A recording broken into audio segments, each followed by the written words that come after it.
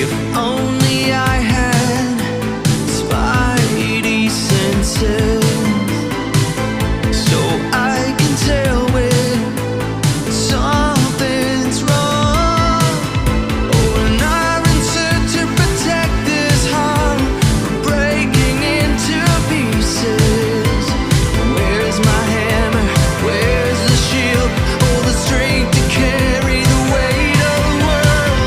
Fly high into the sky. I'll catch you if you fall. I'll catch you if you fall. Fly high into the sky. I'll catch you if you fall. I'll catch you if you fall.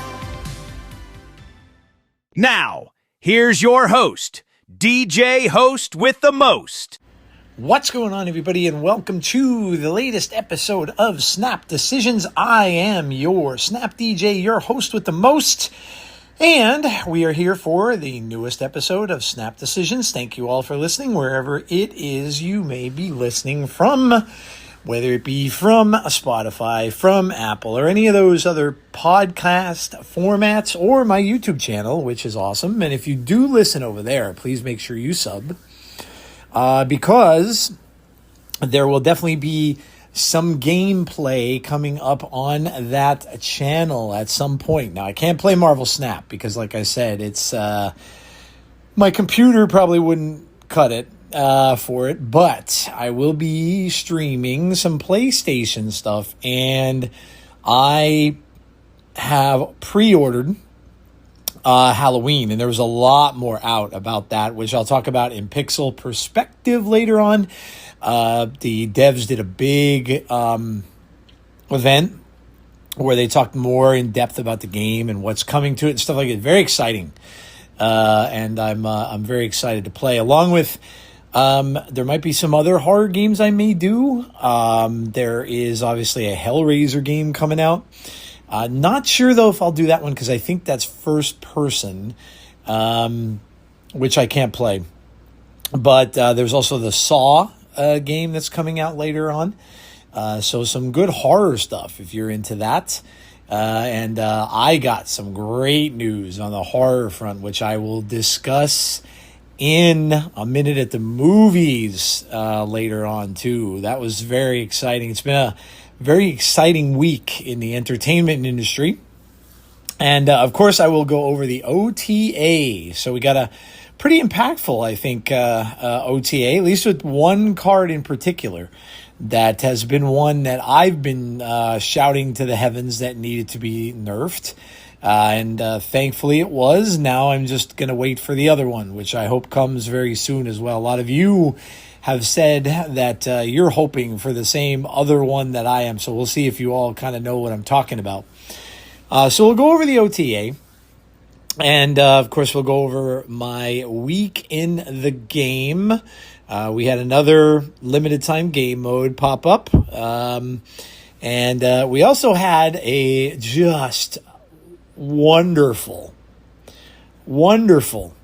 hot location. You guys know what I've made my feelings clear about hot locations. They are not anything near hot, at least in that sense of the word.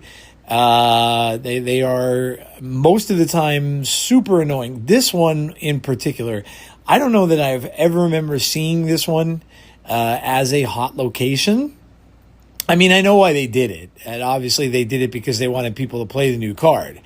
Because Boomerang is perfect with this location. But I don't know why you would make people play on this for a day. Like, it's one of the worst, I think, locations in the game. It's one of the stupidest locations in the game, to be honest.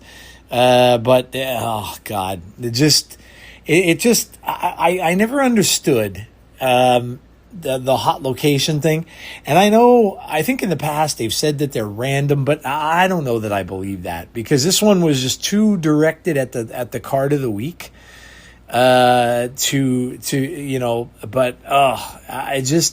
I just hate the idea of this. Especially the old ones. Like, who cares? We've seen all those locations. Most of them are annoying and directed at a certain deck type or a certain archetype and benefits that. And then everybody has to play that archetype for a day, and it takes a day away from. I don't know. To me, it's an outdated thing, and I get it. I liked it when they were using it, when they were putting a lot more new locations in the game, which they don't seem to do as much anymore. But yeah, I am not a fan of the hot location. More often than not, I find myself not playing, and that is definitely something that you don't want for your game. You don't want your primary audience of gamers not playing for an entire day. It's kind of counterproductive, I would think, right? So we will be going over all of that on the pod today, along with other things. Of course, we'll have, I'm going to go over into my little synopsis here that I just put out on the X. We're going to talk a little bit about Hypercube Rush as well, which looks like it is going to be returning for a surprise run this coming weekend. This is from Snap Complete. By the way, go check Snap Complete out. Very cool. If you like statistics, like seeing your own statistics in game and stuff like that, it was where I found out that I was that I had the number one spot in Galactus. I think it was for wins. I don't know if I'm still up there because I haven't checked it in a while, but I play a lot of Galactus, so I could very well be. But go check them out on X. And they have that Hypercube Rush appears to be returning for a surprise run this weekend. This time it's 30 cubes. So that's kind of cool, from the 10th to the 20th. It looks like it's going to be Saturday, 12 p.m. Pacific time to Monday, 18th to the 20th. So yeah, Hypercube Rush is back. I like that. I think that was kind of cool. It was a way it got me from the 80s, where I was kind of stuck again, into the 90s. I got all the way up to 96, and then the bad luck hit. And boy, did I drop like a stone. I went all the way back to 89. And then got myself back up to 91. But, oh, man. And this was because I was playing on the hot location, or trying to. And I was trying to figure out, okay, what can I do to make this work? So I was putting Scarlet Witch in my deck so I could just shut it off. Or I was playing with move cards like Jeff and Nightcrawler that I could just get into that lane. But no matter what, and I don't know, where did all of a sudden all of this fastball special Black Panther stuff come from? Like, where did this come from? I went all over the place looking to see if a content creator had put that in their videos, because you would think that was the reason why. But it's almost like everyone is playing that with the Black Panther, and so many people are playing Black Panther. And I think I could attribute it maybe to the fact that Black Panther is a card that a lot of newbies play. It's a card that a lot of people that are trying to wind their way through Infinite, that don't have a big collection, play, similarly to the Thanos decks now. So I kind of attribute it to that, but so many people were playing with Fastball Special. And that whole combination where they get the Black Panther, they double it, then they hit you with the Fastball Special, and then they bring the Giant Panther up at the end. They're automatically going to win the lane they hit you with, because you're going to be like -20 there. And then, then they'll go and they'll just win that other lane, bringing the Panther back. It's a very easy play. And in a lot of cases, they don't play anything prior. Like, you can see them, they might win the game with four cards, like literally 4 cards. So I'm surprised that, I was thinking that a creator might have had it, but they didn't.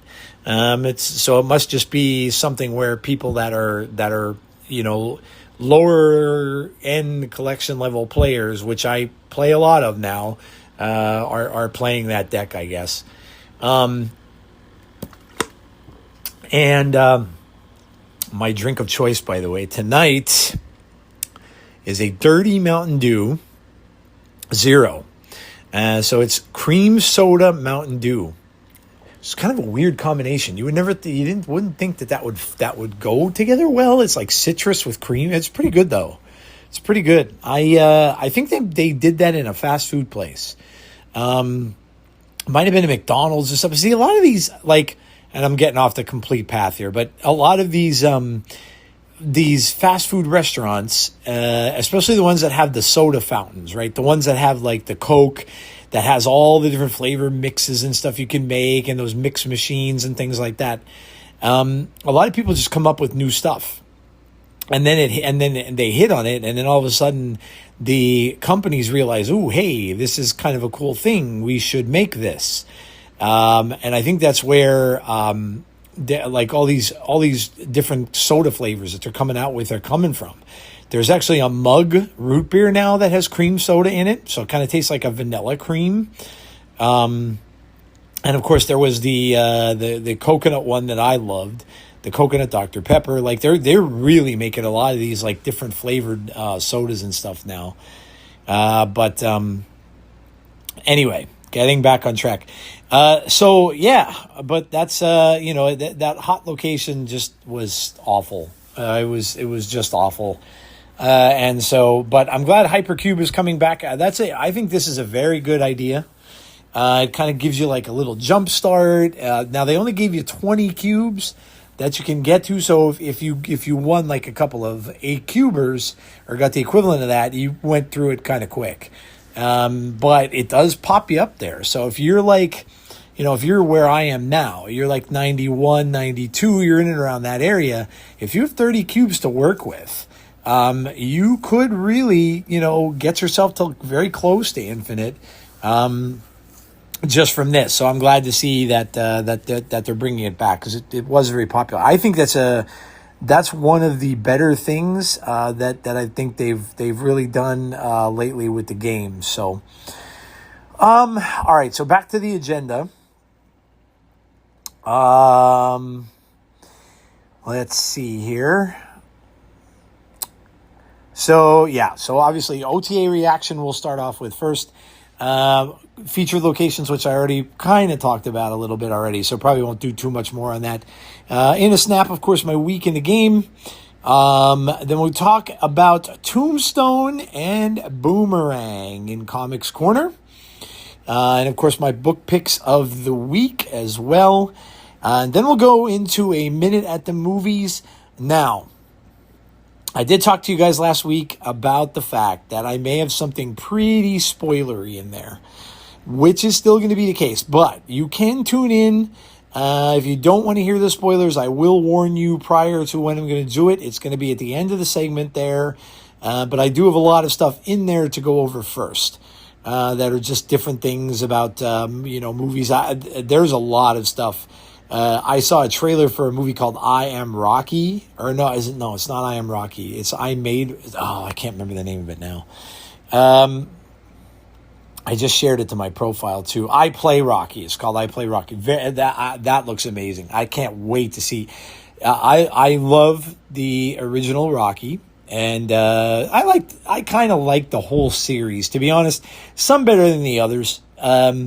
Rocky 2 was just kind of a sequel to the first one, so very similar to the first one. Rocky 3, of course, is the one with Mr. T. That was very 80s, which, of course, I mean, you kind of got me because I love 80s. What was the line that Mr. T? I can't remember. I can't remember now what it was. But I just remember the big speech that they were giving prior to the fight, and he kind of insulted Rocky's wife, Talia Shire, of course, and he called over to her, yo woman, something about him not being all man and stuff like that. And it was, and then of course the Rocky 4, where he fought Ivan Drago, and it was the whole Russia against the United States thing. And then Rocky 5, which was Tommy Morrison, actually. Rest in peace, of course, to Tommy. Was a pretty good boxer at the time. And that was all about that one, where he was kind of taking on like a new student. He was training Tommy Morrison's character, and then he kind of turned on him and stuff after he won the title. And then I think it went to Rocky Balboa, which that's a good one. Rocky Balboa is a really good one. It's kind of really got back to the roots, and it was Rocky like many, many years later. He's long been retired, and then he kind of gets called back to do like one more fight, like some of these fighters do now, like your George Foremans and, some of these other fighters who haven't fought like in a long time, and then they come back. And even MMA people are doing that now, where they're coming back just for like another payday, and they come back and they probably really shouldn't come back. But that, I'll tell you what, that one, Rocky Balboa, has one of the greatest speeches in the history, I think, of movies that I have ever seen. Rocky is talking to his son, and he does this whole speech. And maybe when we get to a minute at the movies, I'll read it. If you haven't ever seen that, I'll read it, because what a motivating speech it is. Like I've had my district managers and stuff play that speech in motivational meetings and stuff that they would have. Like it is if that speech doesn't get you going, like, man, like it's just really, really good. So anyway, I did not know about this. I saw this movie trailer the other day, and an actor's course, and the story is all about how Sylvester Stallone wrote the story of Rocky, the first one, and then how he ended up starring in it when they did not want him to. Like, they literally wanted to buy the script off of him because they loved the script so much, but they didn't want him in the film. He wasn't very popular. He was parking cars at the time. He wasn't an actor at all. And they just wanted to purchase the film from him. They even offered him a good chunk of money, and he just refused and kind of stayed the course and said, no, I'm the character. I am Rocky. I play Rocky. That's what the title comes from. But the actor who plays Sylvester Stallone, my God, like, he looks like him. He sounds like him. Like, it's incredible. But I can't wait to see it. It's coming out in, I think, November. And my wife's actually excited to see it, which is, her and I usually don't share the same interest in the same type of movies, but she's excited to see it too. So a little thing, but anyway, getting back to the spoilery stuff. So I'll warn you when I get through all the other movie stuff, because there's a lot. When I get through that, I will warn you. There is a synopsis of the plot of Doomsday that's out there. And it looks as if, at least from the description of some of that, now the trailer is coming finally. It's going to debut at Comic-Con, which is, I think, next week. So it's going to or the end of July, close to the end of July. It's going to debut at Comic-Con, which would make sense, because again, that's around the time when Spider-Man's coming out, because Spider-Man comes out in 2 weeks, which is crazy. I'll be at the premiere. But there is a synopsis of what happens. I'm going to read it, so I will warn you if you don't want to hear it. If you want to go in completely free, not knowing about anything or anything like that, but it doesn't go into tremendous amount of detail, but it does talk about the plot of the film and what happens. So if you don't want to know, I will say, it's spoilery. If you want to fast forward through it or whatever when you're listening to the pod, you can certainly do that.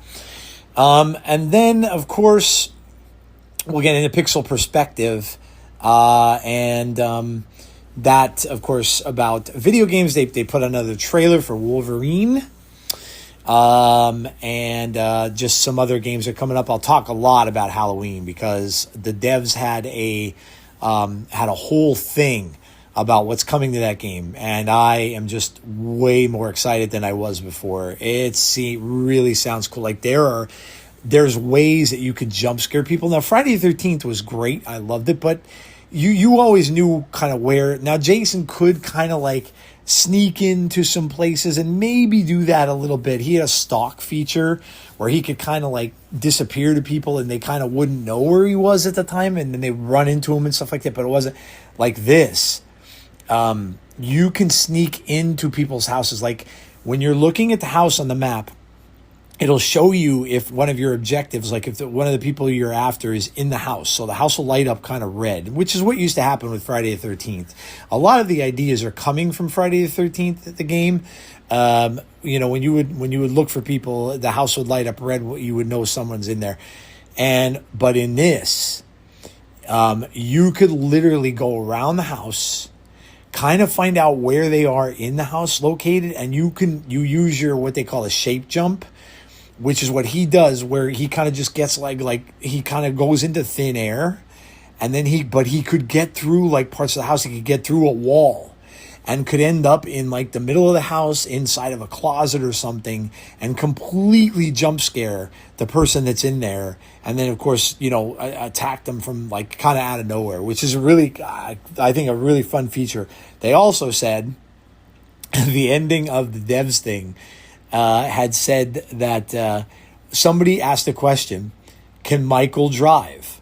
Because that's always been a thing in Halloween. Like, how the hell did a kid who was put in an asylum after he murdered his sister when he was very, very young learn to friggin' drive a car? Because he obviously did. He jumped into Dr. Loomis's car, and he drove away with it. So how did he learn how to drive? Well, apparently they're gonna touch on that, like that backstory and stuff like that. But he does, because a lot of people are kind of concerned because there are vehicles, there's bikes, there's cars. So people are already thinking like, how is he going to be able to stop a car? Like if you got it into a car, you're just going to get away from him. You can't catch up to it. Well, here. The guy, the dev said, well, all we're going to do is we're just going to let that up to this little video to show you. And it was the very end of the video, and they show Michael driving the car. So he's going to be able to, I guess, drive after people or stuff like, which kind of seems a little silly. But he did drive a car in the original Halloween.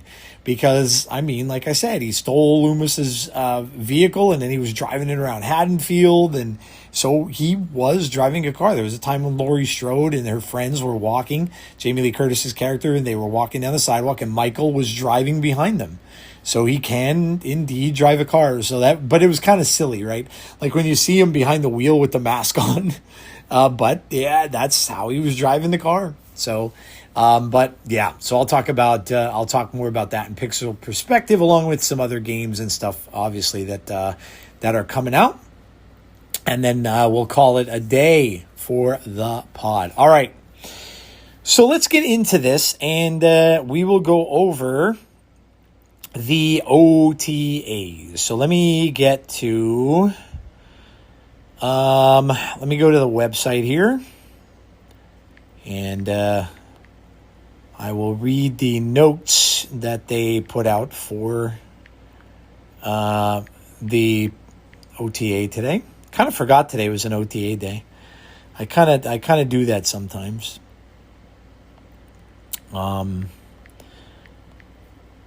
Especially when I'm working, I kind of forget about the OTA. But let's see. Today was a big one. At least I think it was. And other people have put out that they think it was too. So, okay. All right. So balance update, July 16th of 2026. It says, hey, folks, it's your friendly neighborhood Snap team. It's time to swing into our first OTA of the season, and metagame overall is looking amazing, spectacular, and sensational. All adjectives for Spider-Man, of course, out there. With that said, most of today's changes are future-facing adjustments and quality of life upgrades. We do have one notable nerf swinging in to bring Mother Askani's play rate under control, with a few changes caught in our web. Suit up, and let's get into it. Okay. So the first one, of course, is Mother Askani. This was probably the biggest one, I would think. And so she is going from a 4-3 to a 4-4, but her abilities have changed. So on reveal, give the leftmost card in your hand +2 power and -1 cost, and then copy it. Now that was her original ability. Now It's on reveal. Copy the leftmost card in your hand. Give the copy -1 cost and +2 power. So now it's just not then copy it. You're just doing it with basically one card. So this is good. This is a significant nerf. And like I was saying this earlier, she was overpowered for a long time. And so this is, I think, a worthy nerf, and really did need to be done. This card was being used a lot in a lot of decks.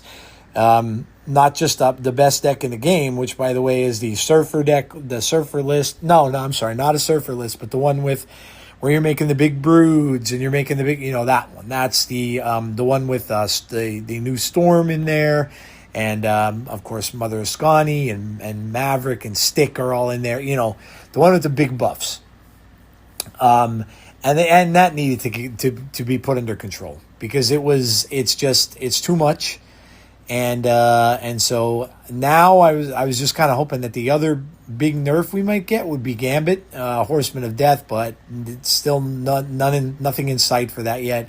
Hopefully that'll be the next one, because I know a lot of you guys have said to me, and a lot of people have said that they wanted that one, and I can totally understand why. That card is obnoxiously bad.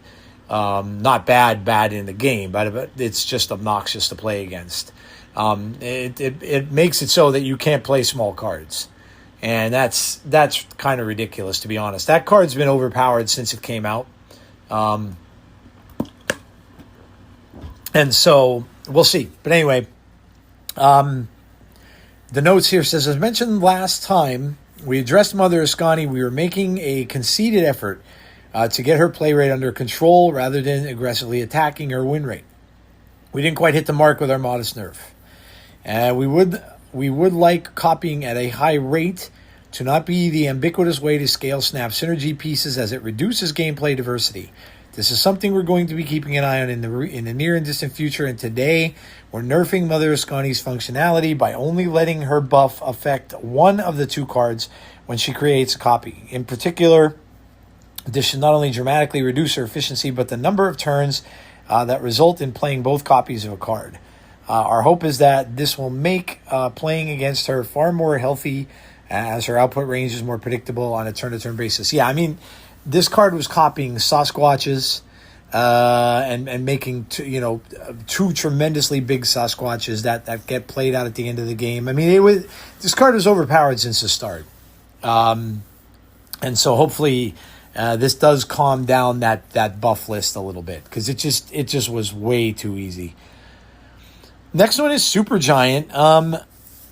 And there were a lot of Supergiant decks being played, but they were mostly, I think, because they wanted to keep the other decks in check, especially these ones like the Mother Askani one, because they want to stop them from making these big plays on turn 5 and then being able to blurt out all this stuff on turn 6. But anyway, so Supergiant gets a nerf, goes from a 4-6 to a 4-5. Our only other strict nerf, Supergiant is one of the most unique tech cards that exists in Snap, and we want to shave extraneous strength from tech, particularly ones that have truly unique effects that often make them make them outlier choices when players are picking which tech cards to include. Supergiant is also especially effective in priority decks, leveraging cards with especially high power that have seen more support over the past few seasons, and we want to reduce some of that dominance as a premier tech piece in the game. I don't understand where all this started to come from. I know we had that whole tech apocalypse thing where they just got rid of all the tech and just let people kind of go wild with it. And I don't know. I mean, did they find out that people just loved that or something? And that's why, to me, card games to me need tech. You just do. If you don't have tech, then things just go nuts. And I don't think that's necessarily a fun way to play a game. There has to be, you have to have things that keep things under control. And I'm not saying you have to make them overpowered. You know, like some of the tech cards, like Goliath for a while was really overpowered and obnoxious. And, you know, some of them like Shang-Chi. To be honest, though, I think you're 100% right about Shang-Chi. So many times when people would ask them to nerf Shang-Chi, they would say, well, he kind of keeps the meta in check. You know what? They were kind of right. Because now you have people playing with so many of these big body decks. And I thought Regis Kilbin featured it on one of his videos, where you're just using Dragon Lord and you're pulling out just the biggest cards you can. Many times, and again, this is another deck where many times they won't make a play on turn 1, turn 2, turn 3, and even sometimes turn 4. They won't start to play until turn 5 when the Dragon Lord or the Jubilee comes out. And then they'll hit like a couple of huge cards and then maybe Zola one of the huge cards at the end, and they just win. So to me, Shang-Chi, I wouldn't mind them bringing Shang-Chi back the way he was. I really wouldn't. Because with all these humongous cards and these point total cards, I think it does keep it in check. So I think, you know, and maybe not, I don't know, maybe you can target, well, I don't know how you would do it differently. But yeah, I don't know about this being anti-tech in this game. I don't really understand. You know, the only one they kind of seem to be leaving alone is Cosmic Ghost Rider. But I think he even got a nerf months back. But it's just like they don't want control in the game at all, and that I don't understand, because things just run rampant at that point. Like I was telling you earlier about the Black Panther, you know, business with it. That deck with Black Panther or any other card they want to use, there's no counter to that. You can't, if they get the fastball special, they get the Black Panther, the only way to counter that is before the Black Panther comes out. If you have a Cosmo in the lane, like if they put the symbiote Spider-Man in one lane, you put a Cosmo there, then obviously they can't use that, but they could still go and do it in another lane and get Black Panther up to 10, and it's still pretty, you know, it's still a negative 10 that you're getting from the fastball special. And then because those are skills, you have no way to counter it. An Goliath can't counter that. You have no way to counter that. So, you know, that's a, to me, it's way too easy of a play. And there should really be, I think, there should be a card out there that stops skills. Kind of like an Goliath, but it just works on skills. Because there is no way to do anything with a skill. You can't stop them. So I think a tech card for skills should be out there. I really do. Maybe another skill that counters a skill. I don't know. But the rest of these, let's see. So Luke Cage. Now they were saying our only other strict nerf was those first two. Luke Cage this card honestly is dead. This card is honestly dead. If you like playing negative, now is the time. Because this card's dead. Like, goes from a 3/2 to a 2/2. But they changed them from your cards can't have their power reduced to now your front row cards can't have their power reduced. So this does nothing for any cards that are not in the front row. So, yeah, they said we'll include this in the nerfs bucket, even though in reality it's somewhere between a nerf and a rework. As a future-facing change. Luke Cage has long been a dominant force in this specific role, and we're taking a step today to reduce his coverage and make him a more strategic card. We found it more and more difficult to prop up afflict strategies, as well as create any afflict strategy that could compete with the Luke Cage plus Hazmat combo. We also know that he is very popular amongst the Cerebro crowd, and wanted to make sure he still had applications for fans of that deck. Now Luke is more efficient, but is not nearly as effective as protecting all of your cards or enabling a huge last turn swing. With the aforementioned combo, we'll be keeping an eye on him to see if he needs adjustment to make sure he reaches his goals. That card, Luke Cage, is dead. Now, yeah, Cerebro will probably play it, but other than that, it works. It doesn't do anything against Afflict. So I think you're going to see a lot more people playing Afflict decks again. Because when Afflict would get popular, Afflict players would end up putting him in their decks. And so if you played it against another Afflict deck, you would have Luke Cage in there. and it was whoever got their Luke Cage out first would win, which was kind of lousy. So I don't disagree necessarily with this change, but it's kind of heavy-handed to me. And it's going to be pretty bad. They might end up adjusting this somewhere down the road because I don't think he's going to really get played much now at all unless it's Cerebro. Spider-Man 2099, they move him from a 5'9" to a 4'5", so it's a lot of power off of him, but he's now movable. So you can now move him yourself, and when this moves to a location, afflict an enemy card here with -3 power. So it's not going to destroy an enemy anymore. It's basically just going to give an enemy -3. So he will be like a 4'8" then, think about it, instead of a 5'9". I still don't know if he's going to see much play. I mean, in an Afflict style deck, maybe, but we'll see. Aunt May, these are kind of just a little bit of buffs. So Aunt May goes from a 2-3 to a 2-4.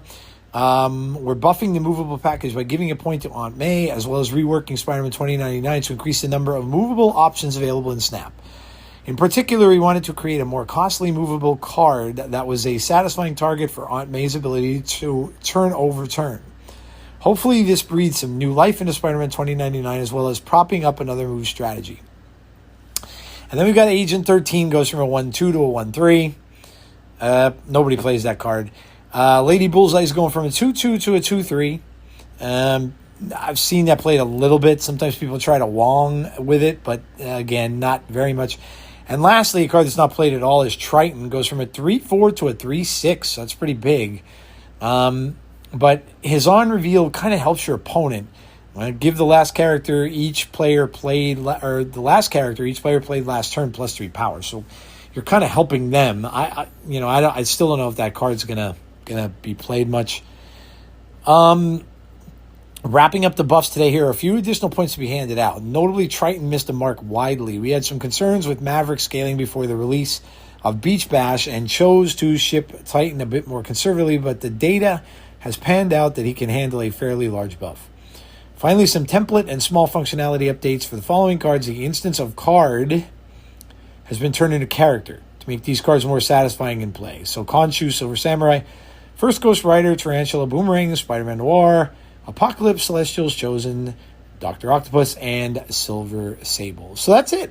Obviously, the big one I think is Luke Cage, and of course the nerf finally to Mother Askani. So we'll see if that does anything to that deck, and does anything to the overall meta. I would think it would. Usually when there's a nerf that's that heavy-handed, you won't see that card played as much anymore. So I'm kind of thinking that that's probably what's going to happen with that. So you may see that deck start to dwindle a little bit. And I don't know, maybe the meta will turn to Afflict. I may actually looking to start playing an Afflict deck a little bit now, because not having to worry about Luke Cage. Now, what you may see pop up is you may see one of the Wong lists pop up with Hazmat, because now that deck, when Afflict would get popular, that deck would usually pop up. And that one is, man, if they get that combo off, you're dead in the water usually. But now it's going to affect both. So it's going to, but if you're playing, oh man, what's that card's name? I always forget. It's the Ajax. Oh man, I forget. Is it Ajax? I know he was Deadpool's buddy in the movie. I mean, obviously that card will grow from the Afflict stuff from that deck, but we'll see. We'll see if Afflict ends up turning. I mean, Boomerang is technically an Afflict card, and of course the wondrous hot location, which is the one where you can't play cards there, and it just goes back to your hand when you're done. I mean, people were basically, the people I was playing against were just playing Boomerang on there every turn. Boomerang, Boomerang, Boomerang, Boomerang. They're reducing your cards in hand, and they're making him like a 16-point Boomerang that they're going to play at the end of the game. So, lovely. But until I started using Luke Cage in my deck, and then realizing that Luke Cage was in there, and then they weren't doing anything to my cards. They were still getting a bonus for Boomerang, though. But, in any case... so that's the OTA. So now we will turn our attention to obviously there's another limited time game mode that's out there. What do you guys have to let me know. What do you all think? And let me know in the comments of the video on YouTube, or let me know on X or whatever. What do you all think of the limited time game modes lately? Because I personally, I haven't been enthused by them. I mean, the one we have now is just for cosmetics. So if you don't do it, it's like, who cares? It's not that big of a deal. And for me, like, it doesn't even benefit me now because I have all the, I got all those Dan Hips, by the way. I completed that album. I got the Thanos, which is awesome. But because I get all those, the lower variants, not the premium variants, but the lower ones, I get all those for free now on the collection track. I don't get anything for them. So if I have them all, which I'm at that point again, then when I get those mystery things, the purple one, I don't get anything from it. I get 200 gold, which is okay, I guess, but it's not worth me going through that and doing it. And it's, but I don't know. I've been finding these things more like a chore to do lately, than being fun. And I think a lot of the reason is because in these limited time game modes, you'd kind of go into different things, but it would kind of be a nice alternative for you to get away from the meta. But now people are just playing, they're taking meta decks in there, and they're just playing the same damn decks that they're playing on ladder, which is kind of annoying. Like it doesn't give you any sort of a change.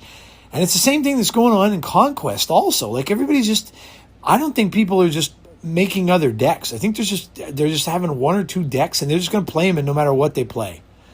And it's kind of annoying, Now they do ban certain cards and things like that from the limited time game modes, but if your favorite deck doesn't have any banned cards, you could just take it over there. And that's where I was seeing like some of those Mother Askani, Maverick decks. And I'm like, come on. Are you serious? Like, you're going to play this deck in like a limited time game mode for cosmetics? It brings up that song. All I do is win, win, win, no matter what. I mean, that's really what it is, right? Like you just have to win no matter what. And I don't know. I prefer to relax, and maybe that's because I'm from a different era, right? I'm from the 1970s, 1980s is when I grew up, and, Frankie Say, relax. I don't know if you know that song, Frankie Goes to Hollywood, relax, don't do it when you want to go through it. It's kind of dirty, the rest of it, so I can't really sing the I was so naive back then. When I first heard that song, I had no idea what that was about. And everybody that was such a fad. Like when that song came out, it was so popular. Everybody was wearing the t-shirts that said Frankie Say Relax. But if you go through the lyrics to that and the next lyric that's right after that, oh my God, like it is not what I thought it was about. It is very sexual. And I had no idea. I was so naive, back then. 'Cause again, I was probably like 11. Like 10 or 11 when I was watching like MTV, and that song was so popular. And they were wearing all those Frankie Say Relax t-shirts and everything. I had no idea what that was about, but the song was super sexual. It was about like sex, and it was like, I had no idea. But I grew up a Kiss fan, and all of their songs, almost all, if I go back and listen to their like older albums and stuff, all of their songs are about sex. All of them. Every single one. And there's myself and my best friend at the time, and we were pretending to be like, we Kiss were superheroes to us, so we were pretending to be them, and we're doing concerts like in her house, like pretending to be the characters, and then there we are, and we're singing these songs in there. I can only imagine, like, when her parents would come downstairs and we're down there singing, like some of the Kiss songs that had all like Love Gun. You pulled the trigger of my love gun. Could you imagine like us like miming that, like singing that, and like we're like 10 years old? It's like, oh my God. Like, but yeah, that's what we were doing.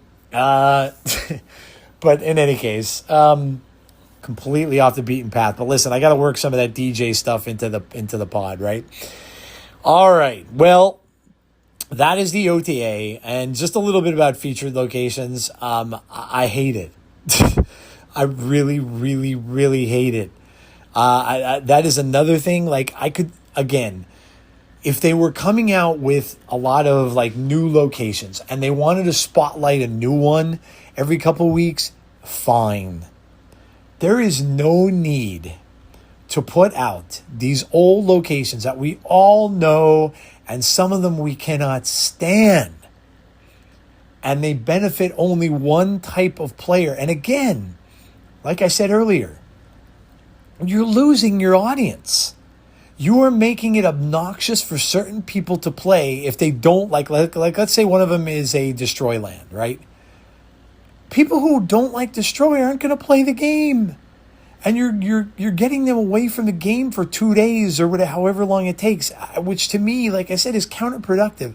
I don't like it. I just don't. I don't like it. I don't think it's, again, as a way to introduce new locations, okay. But this doesn't need to happen every couple weeks. If they want to keep it in the game, make it once a month, and that's enough. Like that's enough, right? It does not need to happen 2 times a month, or however much it's going on. It's something that to me needs to change. I know, and I know a lot of people out there that I talk to are in the same boat. A lot of people just don't like it because it forces you into, now this one benefited Boomerang and it's forcing you into playing with Boomerang. At least with that, I can understand the logic behind it. Because they're just trying to get you to get the new card and play with the new card. Okay, I understand that, right? But to have you adjust and have to play like a certain archetype of, I don't want to do that. And look, Boomerang, what did Boomerang bring about? Bounce. I hate bounce. I can't stand it. I never could. I hate bounce almost as much as I hate move. And when there was move bounce, oh my God, that was one of the worst metas I have ever played in this game. Oh, the worst. That was the one where you had to literally play hide the killmonger with Invisible Woman to win those games, or else you'd lose. Every single time you'd lose. And, but I don't want to be forced to play like game modes I don't like. Because then I'm just going to say, well, screw this. I'm not playing I'm going to take a 24-hour break. I'm not playing. And I don't know that they want to do that, especially with a mobile game that seems to be losing players. For how many bots are now in this game and stuff like that, I don't know that they want to do that. So anyway, that's enough said about that. Like Stanley used to say, enough said. Okay, we're going to go to In a Snap, and we're going to go over to the game here. I'm going to pull it up. I think I have it muted. I hope I do. I should. So let's see. I will let you know. And like I said, I am taking forever to load here. It's probably because I have my recorder going on in the background that I'm recording myself.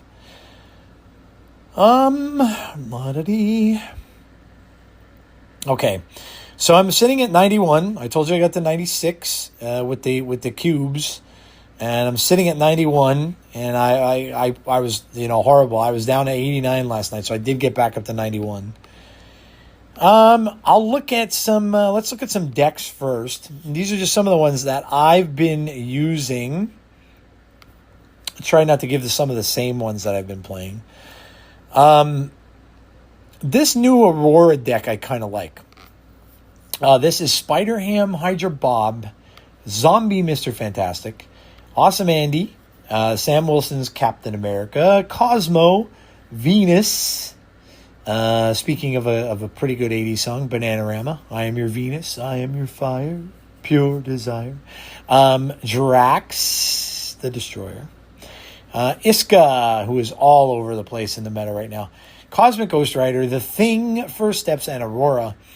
This one you just want to just put all this power in your lanes. You want to have Venus in there to complement the buffs. You're going to get buffs from Mr. Fantastic. You're going to get buffs from Awesome Andy. Obviously, your Captain America. Your Sam Wilson's going to get buffed by the shield. Drax will get buffs because he'll just grow. Iska, the same thing. Thing will get... So all these cards are getting buffs. And then you just want to hit Aurora for a big, huge end turn, last turn.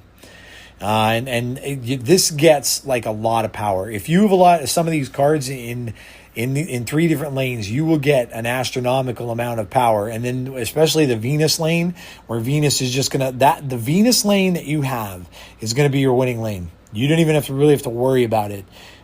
So you can play Aurora in a different lane where maybe you don't have so much power. But this is a pretty good deck, and it's been pretty good. It's a really good Aurora list. This is an Afflict deck that's out there if you want to try some Affliction. This is an Afflict move. This was on Glazer's pod today. Check out Glazer, by the way. Snap Judgments. Check him out. Does those videos every single day and gives you all these wonderful new deck ideas to try. So check out my good friend Glazer over at Snap Judgments. And for his streaming and stuff that he does too on Twitch and everything like that.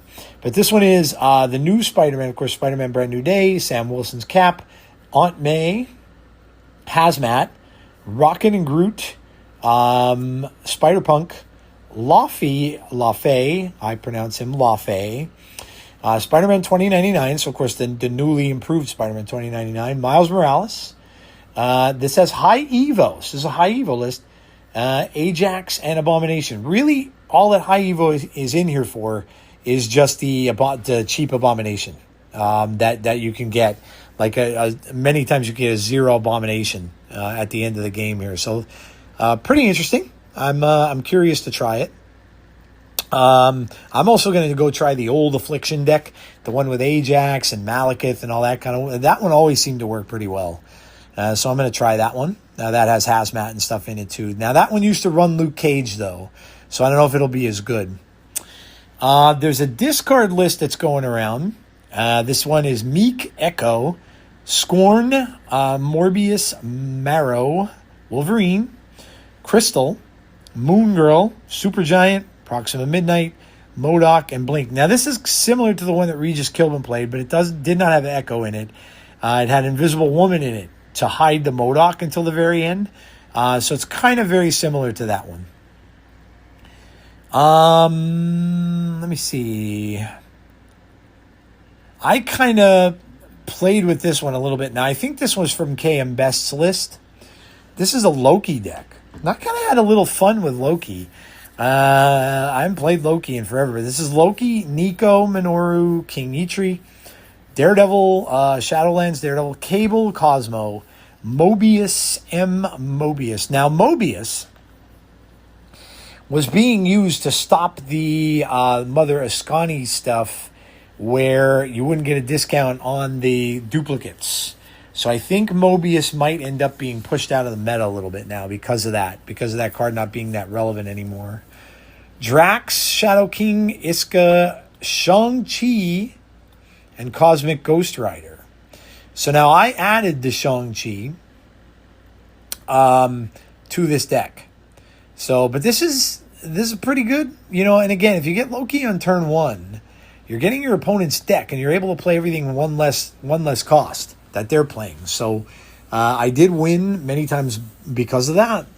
But yeah, if somebody's playing Mobius against you, you're kind of screwed because you don't get the discounts. But, it was pretty fun playing Loki. I haven't played Loki in quite a while.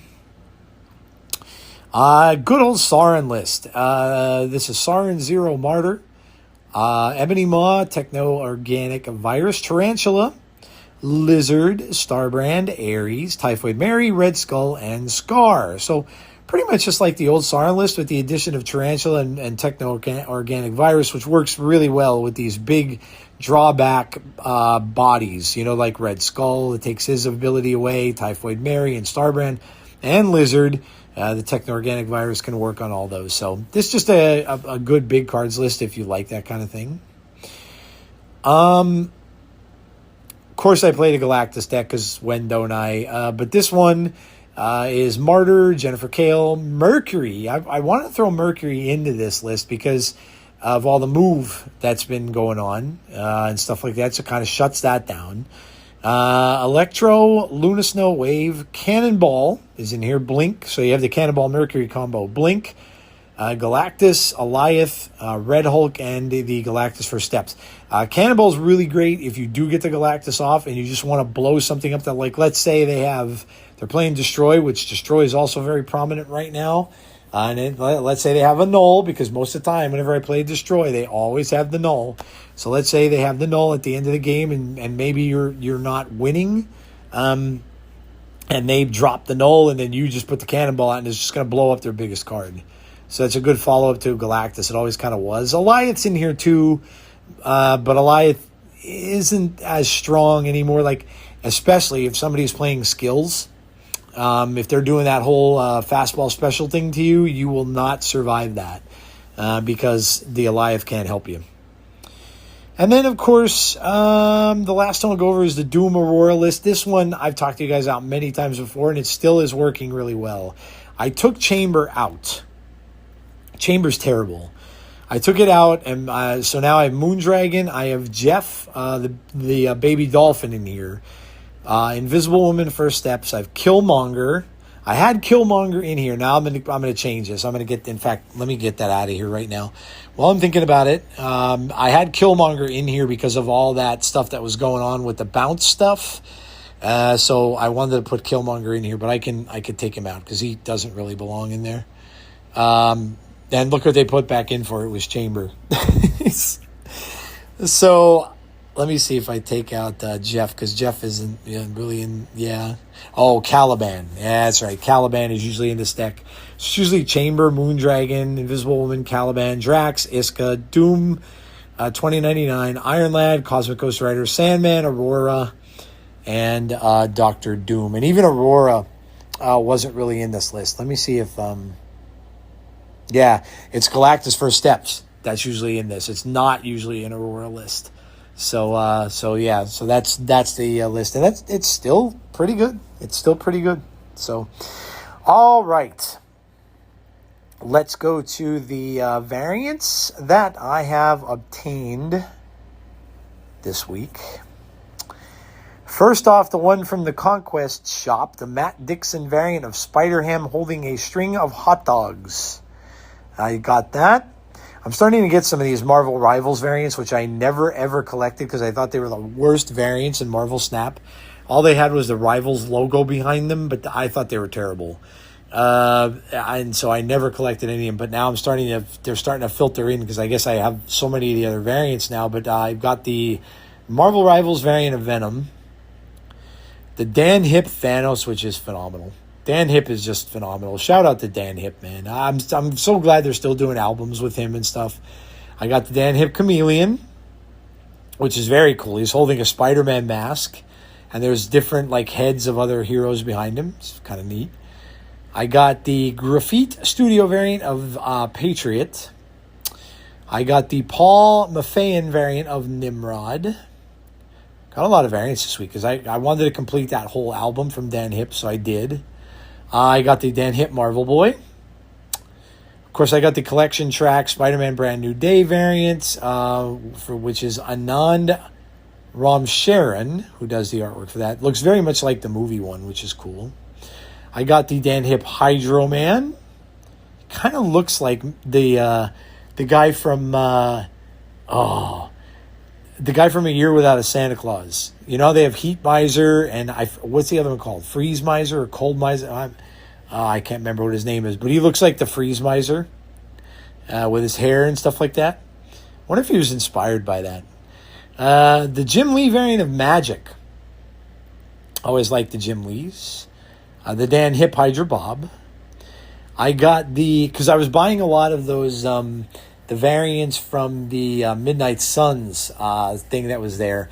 And I got the Midnight Suns Werewolf by Night by Anvar Studios, which is cool looking. Got the Zombie Scarlet Witch Dan Hip. I got the Scarlet Spider Dan Hip, which is very cool. His mask is ripped on one side, and you can see his eye and his hair kind of flowing out of it. It's kind of neat. I got the Megan Hetrick variant for Nico Minoru. That was from the Midnight Suns. I got the Tyler Kirkham variant of Wolverine, which I think was also from Midnight Suns. I got the Luca Claretti variant of Blade, which is also from there. The Dan Hip variant of Sebastian Shaw. The Pandart Studio variant of Morbius, again, Midnight Suns. Iron Fist, the Creative Plus variant of Iron Fist, Midnight Suns. The Artgerm Scarlet Witch. The Jung-Goon Yoon variant of Moon Knight. The Care Andrews variant of Doctor Strange, which is badass. That's also from that's the coolest one. That's from the Midnight Suns. I got the Max Grech Ghost Rider. Always love Max Grech stuff. Of course, on the collection track from this month, I got the Anand Ram Sharon variant of Mysterio, which is the Mysterio for Jake Gyllenhaal from the movie, much like the Vulture one. That was the Michael Keaton Vulture. And this is the Jake Gyllenhaal, who I love, by the way. Jake Gyllenhaal is one of my favorite actors in movies. I've loved almost everything Jake Gyllenhaal's been in, and when I found that he was going to play one of my favorite Spider-Man villains, I was like, yes. And then I've got the Dan Hip Spider-Punk, the Dan Hip Superior Spider-Man, and let's see, I got the Sun-Gun Yoon variant of Silk. And I got Peach Momoko Spider-Woman, which is really cool. Really cool. Dan Hip Man Spider. Dan Hip Prowler. Dan Hip Spider-Man Noir. And I think that is it, but I got a lot. I got a lot this week. A lot of variants this week, so it was kind of cool. And then we'll go back to, let's just see what we got going on. The collection vault. Still have yet to buy anything from any of those. We have a Nico Minoru bundle, a Venom bundle, a Moira X bundle, Sound and Fury with Lin Lee and Madam Web bundle, Premium Mystery Pack bundle. In my shop, I have the Pasquale Ferrara variant of Spider-Man Noir. That's new. Venomized variant of Ghost Spider, Kale New variant of Venom holding the title belt, sticker variant of Black Swan, the Archery Studio variant of Strange Supreme, Peach Momoko Nightmare variant of Nightcrawler, Peach Momoko variant of Silver Surfer, and Paul Maffeyan variant of Herbie. And that... Ooh, I didn't even notice the new web borders. Damn, that's cool. I might have to pick some of those up. I don't have them. A purple web border and a yellow web border. I don't have either one of those. It's kind of cool. I did not notice that they were new. I'll have to pick them up. And then I have, so that's what I've got in the shop. That's the variants I picked up, the decks I've played, and I told you where I was. Oh, and I finished up Conquest, of course, as I usually do, and got the card reward. And now I could just go for the rest of the cosmetics if I want to next week. There's a premium mystery variant in there, an infinity ticket. Usually I'll play for the mystery variant at least to just get that. So yeah. All right. Well, we're going to move on to the next part of the show, and that is Comics Corner. We're going to go to Comics Corner. We're going to talk about Tombstone. And we're going to talk about Boomerang. So let's go to Tombstone first. Now this is kind of cool because he's going to be featured a little bit in Spider-Man Spider-Man One More Day? No. Brand New Day. Spider-Man Brand New Day. He's supposed to feature in that. Whether he's the main villain or not, we don't know. They're keeping that under wraps. Even from Tom Holland, who likes to spoil things. He is even saying that no one has seen the villain yet in the film. No one knows who the villain is. No one has seen who he is. So that's kind of neat. They're keeping him quiet. A lot of people are assuming it could be Tombstone, and maybe it is.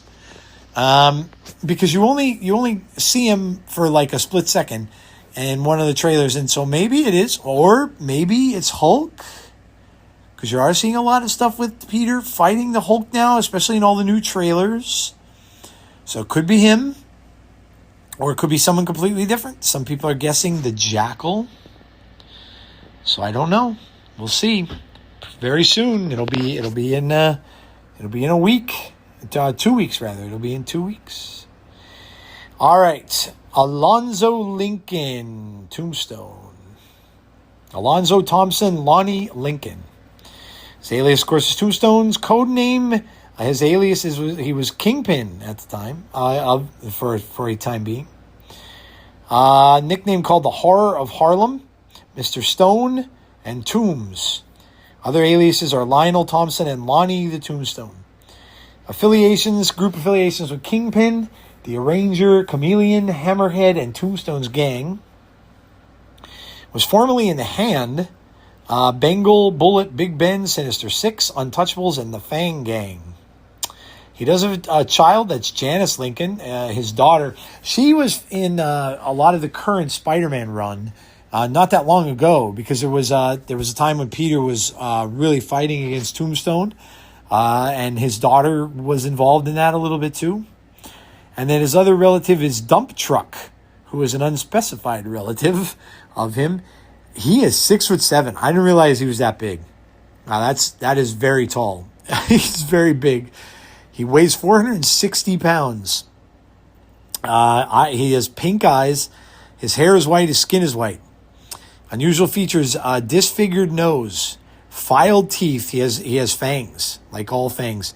Skin afflicted by albinism and later hardened. He is a human mutated by the chemical Diox-3. Of course, he's alive on Earth 616. Place of birth is Harlem, Manhattan, New York City, New York. His identity is public. Citizenship, of course, American. He's formerly a mob enforcer. He had a high school education. Base of operations, Harlem, Manhattan, New York City, New York. He was created by Jerry Conway and Alex Saviuk, and his first appearance was in Web of Spider-Man number 36 in November of 1987. So really, when we've gone back really, really far with a lot of these Spider-Man characters, Tombstone is not that old. Not that old. That was when I graduated high school. Was when he came out. So kind of cool. We do have a quote from Lonnie, so let's see. He says, and I quote, "Cold as ice, hard as marble, I like that. Web spinner, thanks. All my life I felt like a freak. What else would you call an albino? A black man trapped in a white man's skin. Wow. People looked at me. They saw a monster. But I was just a man. Now I am a monster and I love it. Yeah, cold as ice, hard as marble. What else would you call a tombstone?" That's cool. A pretty cool quote. I like that. Lonnie Lincoln was born and raised in Harlem, New York. His albinism, a congenital disorder characterized by the complete absence of pigment in his skin, made him an outcast among the children his age. He also had a problem with his vocal cords, making him speak in whispers. The only student who didn't ostracize Lincoln was aspiring reporter Joe Robertson. Joe Robertson, of course, he's of course Robbie Robertson's son, who is also friends with Peter Parker. Causing Lonnie to miscontinue this lack of hostility as a token of friendship to make up for his appearance, Lonnie exercised intensively and ultimately became a school bully. Using his size and muscles to extort money out of his fellow students, Lonnie was nicknamed Tombstone in senior year when he discovered that Robertson was writing an expose on his activities for the school newspaper. Tombstone felt betrayed and assaulted Robbie to force him to drop the story. 8 years later, Tombstone had grown to become a mob enforcer in Philadelphia, where Robertson happened to work as a reporter. When Lincoln killed crime boss Ozzie Montana, his employee Isidore Hipper witnessed the murder and contacted the newspaper where Robbie worked. Robbie was about to meet with Hipper when Tombstone killed him and arrived at their meeting point only to find Tombstone taunting him with the man's corpse. Due to his perceived friendship with Robertson, Tombstone let him go, but later taunted him on the phone, prompting Robbie to flee with his wife back to New York, where he became an acclaimed reporter for the Daily Bugle. So that is Robbie Robertson. So that is, he's the one who's been on the Daily Bugle and works for Jonah Jameson. Tombstone continued working as an enforcer. He was arrested several times for many murders, but between witnesses disappearing or recanting their testimony, Lincoln never went to jail. At some point in time, Tombstone had a daughter named Janice. Lincoln was actually a good, if immoral, father to Janice, not Anise, Janice. Father to Janice. He proudly remembered helping her with her first scam, where she attended a girl's birthday party and stole all of her gifts. That's horrible. Lincoln would pay her way through law school so she could exploit the law as a financial lawyer, but Janice wanted to be a costume supervillain. Much to Lincoln's chagrin, as an adult, Janice would fulfill her dream and adopt the identity of the Beetle, one of Spider-Man's famous enemies over the years. Over 20 years after Hipper's murder, Tombstone was hired by the arranger and moved back to New York to work for him. Tombstone recruited mutant Roland Rayburn, later known as the Persuader. When he spotted Tombstone in the streets, Robertson was overcome with a feeling of responsibility to bring Tombstone down. Since he felt responsible for the murders Lincoln had committed for failing to stop him back in high school, before personally confronting Tombstone, Robbie taped a recording detailing his history of Lincoln, as well as the evidence against him, and left it to his employee at the Daily Bugle, photographer Peter Parker. When Robertson faced against Tombstone, he tried to kill the mobster with a gun, but he failed since Lincoln was wearing a bulletproof vest. In retaliation, Tombstone squeezed Robbie with his arms, nearly breaking his back and leaving him crippled, but not killing him due to their perceived friendship. In order to obtain the incriminating tape, Tombstone threatened Parker's wife, Mary Jane, and then summoned him to Atlanta, where Parker confronted and defeated him using the costume identity of Spider-Man. During their fight, Robertson contacted the Department of Justice to give them his deposition against Lincoln. Tombstone was finally jailed, but so was Robbie, since his testimony entailed a confession to being an accessory to Hipper's murder. Using his influence, Tombstone ensured that he would be transferred to the same prison as Robbie, Lewisburg Federal Penitentiary, in the cell next to his. Lincoln's haunting of Robbie was impeded by a muscular convict known as the Bruiser, who had taken a liking to Robbie. He protected Joe until they were ambushed by Tombstone and other inmates, and Bruiser was beaten to death by Lincoln. After Bruiser's death, Tombstone forced Robbie to contact Spider-Man, luring him into a trap. With the hero drugged and beaten up, Tombstone and his henchmen used him as a hostage to stage a breakout that saw Lincoln taking Robbie away in a helicopter. When Spider-Man, still weak and clung to the helicopter, Tombstone began kicking him from above. Finally overcoming his fear for Tombstone, Joe grabbed Lincoln and lunged out of the helicopter. They survived the fall, landing in a river, but Robbie was injured. An Amish named Aaron DeWeiss found the duo and sheltered them at his farm. Tombstone waited for weeks until Robbie healed and challenged him for a final battle, during which Robbie impaled him with a pitchfork. Although the injury wasn't grave, Tombstone felt betrayed that his friend would try to kill him and walked away. Lincoln eventually made his way back to Manhattan, where he met up with his new employer, the crime boss Hammerhead. So this goes on. Goes on to stuff with Kingpin, of course. He had a lot of interaction with Daredevil, Luke Cage, and Iron Fist. As you would imagine, like a lot of the heroes that were in New York, She-Hulk, Elektra, so his powers, he has mutated physiology, exposed to chemical dioxide, which granted him all of his superhuman attributes, was his superhuman strength, superhuman reflexes, stamina, durability, highly resistant to physical injury, capable of standing high-caliber bullets. He is bulletproof. In addition to referencing his pallor, Lincoln's alias of Tombstone doubles as a pun on his middle name, Thompson. So that is Tombstone. A lot of stuff about him, and he's obviously going to be in the Spider-Man movies, in current comics as well. So you can find him reading even current Spider-Man books. All right, we're going to go to a Boomerang.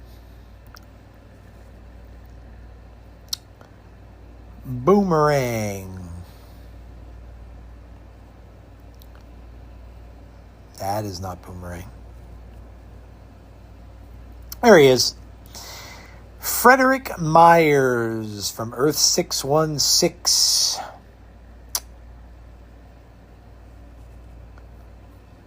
All right. Fred Myers. Current alias is Comeback. Codenames Boomerang and Outback. Nicknames Boomer. His other alias is Fred Slade. He was a former ally of Spider-Man. Unidentified parents. He has an unidentified wife who he's separated from. His family-in-law is William Baker, is a cousin-in-law, and Camilla Alvarado, cousin-in-law. Quote from him is, "I told them I was born in Australia, so they made me Boomerang. This is why the whole world hates you, by the way. An entire nation boiled down to what you can remember from that time you got high and watched Crocodile Dundee. Guess I should be glad I didn't end up some kind of kangaroo guy." Could have read that all in an Australian accent. Fred Myers was born in Australia, but moved to America when he was a small child. In America, his great love was baseball, and he developed an extraordinary pitching arm. He became a professional baseball player in the minor leagues after graduating high school, and a few years later entered the major leagues. Within a year, he was suspended for accepting bribes. Embittered, he was eventually contracted by the subversive criminal organization, the Secret Empire, and offered employment. The Secret Empire outfitted Myers with a specialized weaponry design around his exceptional pitching skills and dubbed him Boomerang. They first hired him to steal the U.S. Army's top-secret Orion missile plans. He ambushed a military transport, kidnapped Betty Ross. Ooh, that's not smart. That's not smart. General Ross's daughter. And, of course, the Hulk's girlfriend. Yeah, not smart. And attempted to use her as leverage against General Ross. Fleeing through the desert with rocket boots and Betty in tow, Boomerang soon found himself confronted by the Hulk. I told you that wasn't smart. Despite using an array of trick boomerangs, he was quickly overpowered. He released Betty and escaped in a Secret Empire helicopter, though his employers are furious at his failure. Sometime later, after Secret Empire's defeat, Boomerang resurfaced during the Leader's rampage with the Hulk killer android. Still unpaid and eager for revenge, he upgraded his arsenal and bided his time watching the Hulk's battles from the shadows without directly intervening. Boomerang finally made his move when he ambushed the Hulk shortly after Green Giant had been hailed a hero. Their fight spilled over to a nearby dam where Boomerang severely damaged with explosive boomerangs. As the dam began to collapse, a terrified Boomerang begged the Hulk to save him. The Hulk carried him to safety, but suddenly reverted to Bruce Banner midair. No longer strong enough to hold him, Banner dropped Boomerang into the flooded waters below. While the Secret Empire crumbled... Oops.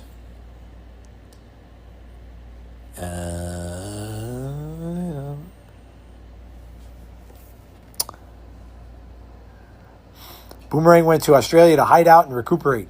There he incessantly practiced the art of throwing and decided to become a freelance assassin, obtaining a new arsenal of weapons and financed by underworld financer Justin Hammer. You know Justin Hammer from Iron Man 3? No, was it Iron? No, Iron Man 2. Iron Man 2. Boomerang came up to America to pursue his criminal ambitions. His first mission was to assassinate Iron Fist, though he was defeated.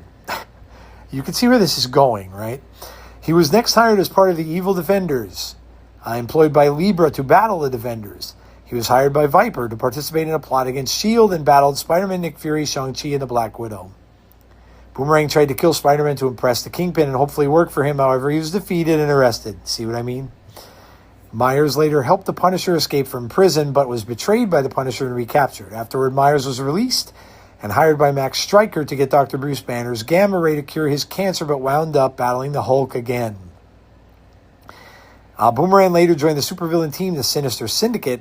The team clashed with the hero Spider-Man and the mercenary Silver Sable when they were hired by the villain Jack-O-Lantern, who the pair were hunting at the time. Although Boomerang was easily overpowered by Sable, the Syndicate defeated the duo and were about to finish them off when they were interrupted by the reformed villain Sandman, who helped the pair defeat the Syndicate. The Syndicate were seldom seen together afterwards and eventually disbanded. Boomerang also engaged in solo criminal operations in San Diego, where he was again defeated by Spider-Man. He then battled Hawkeye under the order of a disguised Loki. Boomerang, along with Backlash and the Second Blizzard, were guarding the grounds of one of Justin Hammer's front companies in Rome, Electronica, Fabrizi, when Ghost, and later Iron Man easily dispatched him. He was also employed by Hammer to battle Cardiac and Spider-Man. Sinister Syndicate went on a crime spree, and Boomerang fought with Speed Demon and Leela Davis. Boomerang and Syndicate were among the mercenaries provided by Justin Hammer to assist the Sphinx in his endeavors. They battled Spider-Man and the New Warriors. Boomerang was among various other criminals to witness Captain America, disguised as Crossbones, at battle Batroc the Leaper. He joined the Masters of Evil during Crimson Cowl's weather control scheme. Was among several of the hired killers who responded to an open bounty on Matt Murdock that was put out by Samuel Slike Jr. as part of an elaborate plan to usurp the Kingpin's empire. After defeating Shotgun, Daredevil directed Myers on an adjacent rooftop, Boomerang in hand. Myers hesitated when he realized Daredevil had discovered him and then runs away. Daredevil followed, beat, and threatened him. When he found the picture of Matt Murdock in Myers' pocket, Myers subsequently tried to sue Murdock for $1 million over the beating. Later joined a army of supervillains hired by Raid. It was with Firebrand, Arabian Night, Contessa, Valentina, Allegra de Fontaine. Secret War. Myers was among technology-based superhero villains who were having their weapons enhanced by Lucia von Bardis, and was among the group that she assembled to assassinate the superheroes involved in Nick Fury's Secret War. After the Registration Act from Civil War, Boomerang and the Sinister Syndicate were on the run from War Machine and Komodo. Later hired by the Rose Assassins Guild, he was in the Thunderbolts, Sinister Six. Then him and Spider-Man, more recently became friends. Just kind of weird.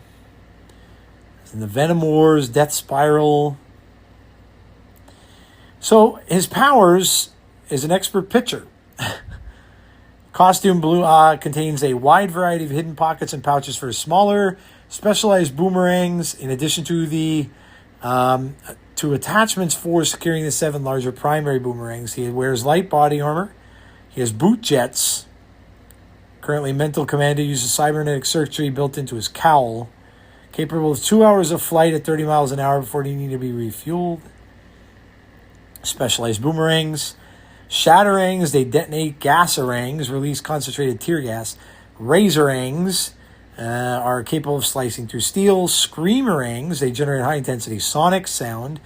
Bladerangs, cut like buzzsaw blades. Gravity rings, create a local gravity field around their target. Reflexorangs, solid-weighted boomerangs. Electorang, electrically charged and can cause the vision pain while he is in tangible state.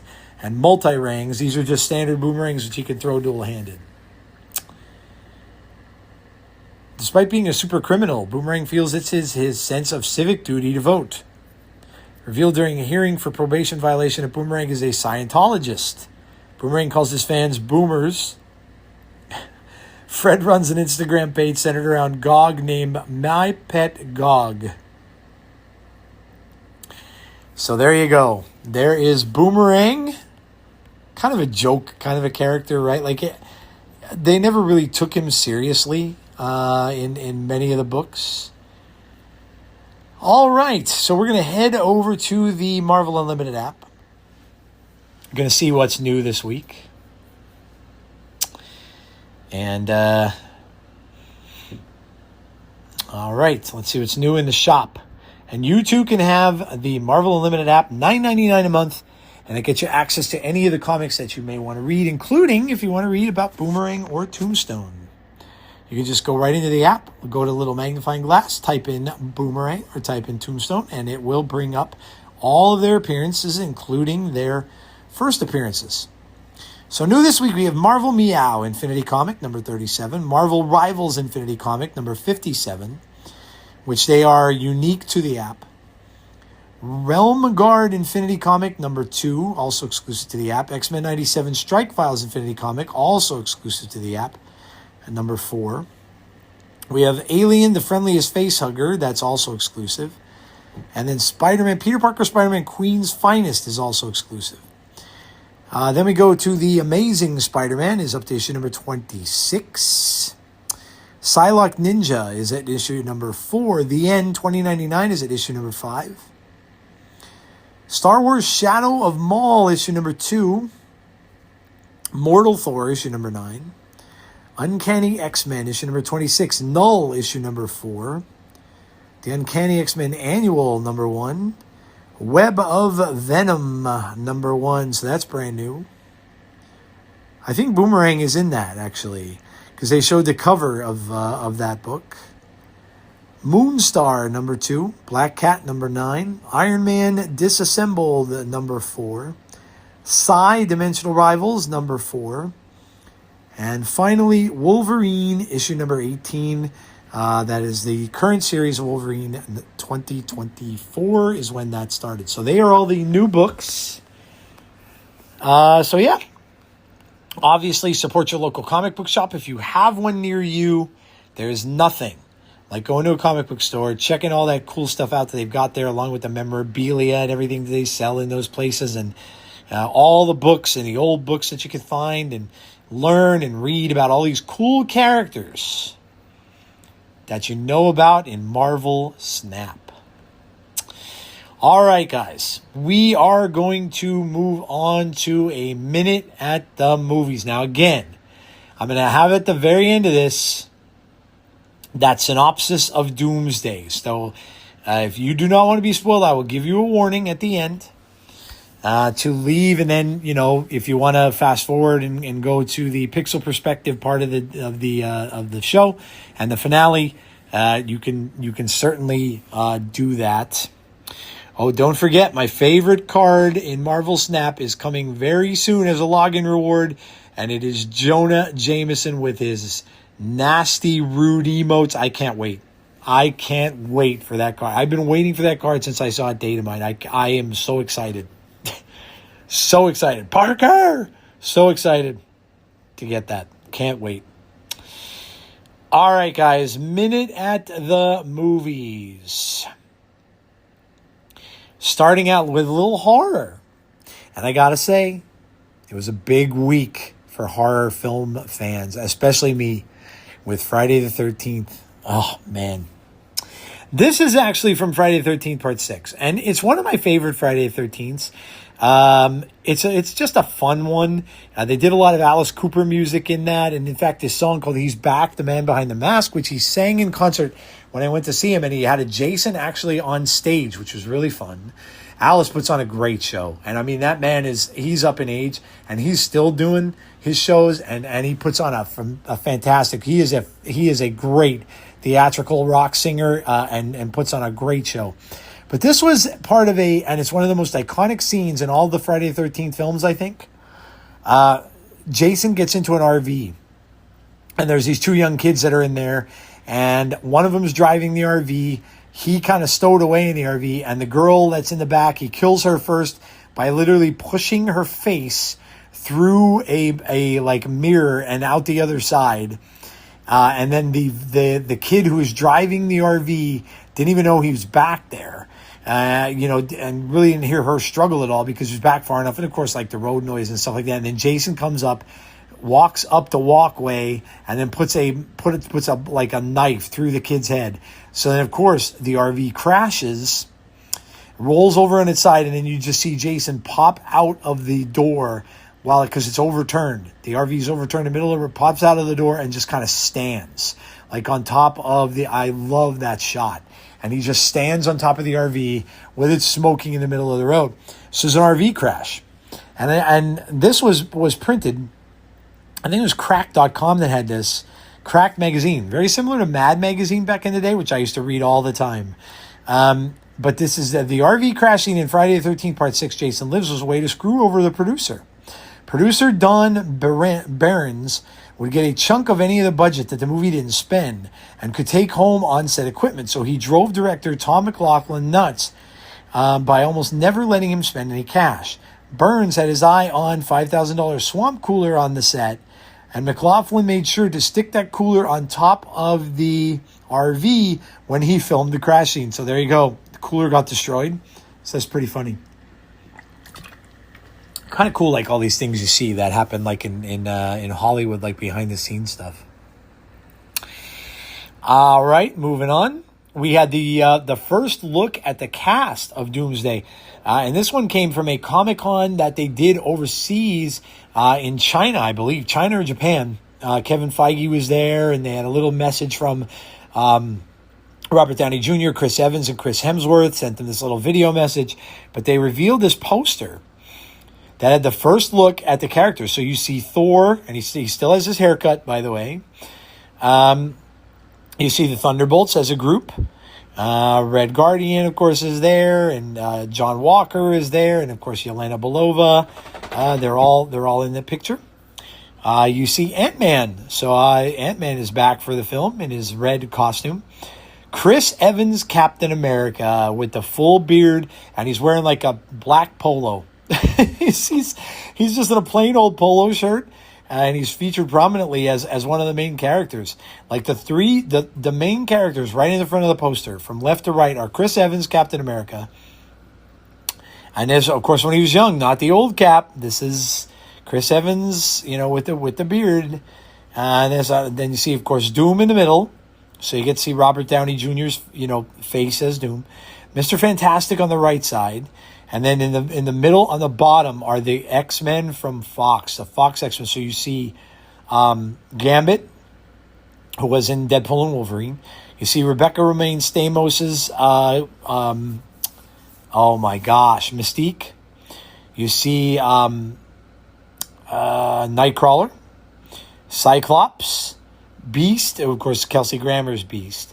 Ian McKellen's Magneto, and of course, Patrick Stewart's Professor X are all in the bottom. And then if you go to the right-hand side, you see the rest of the Fantastic Four in these cool jackets that they're wearing. So Invisible Woman, The Thing, and Johnny Storm. You see Falcon.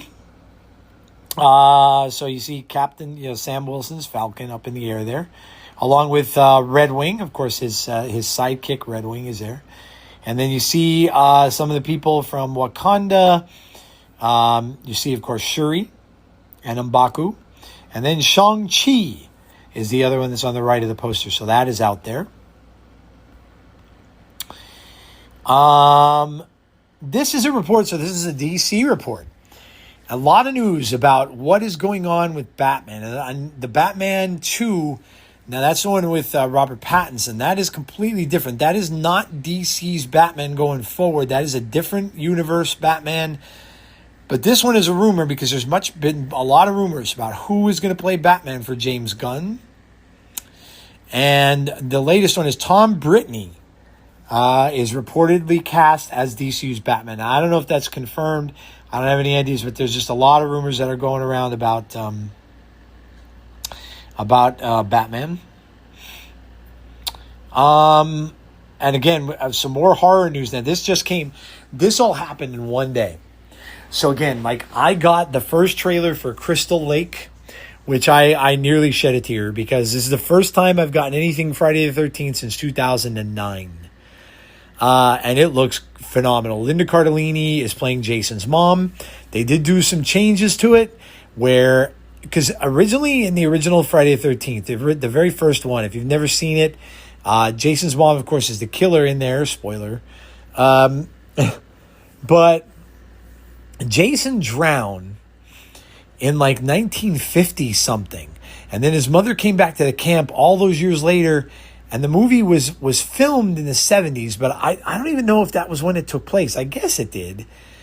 But she was 20 years older. The mother was. And Jason's been dead for that long of a time. Now they're changing it up a little bit. They're changing it where it's now Linda Cardellini is, of course, a younger version of Pamela.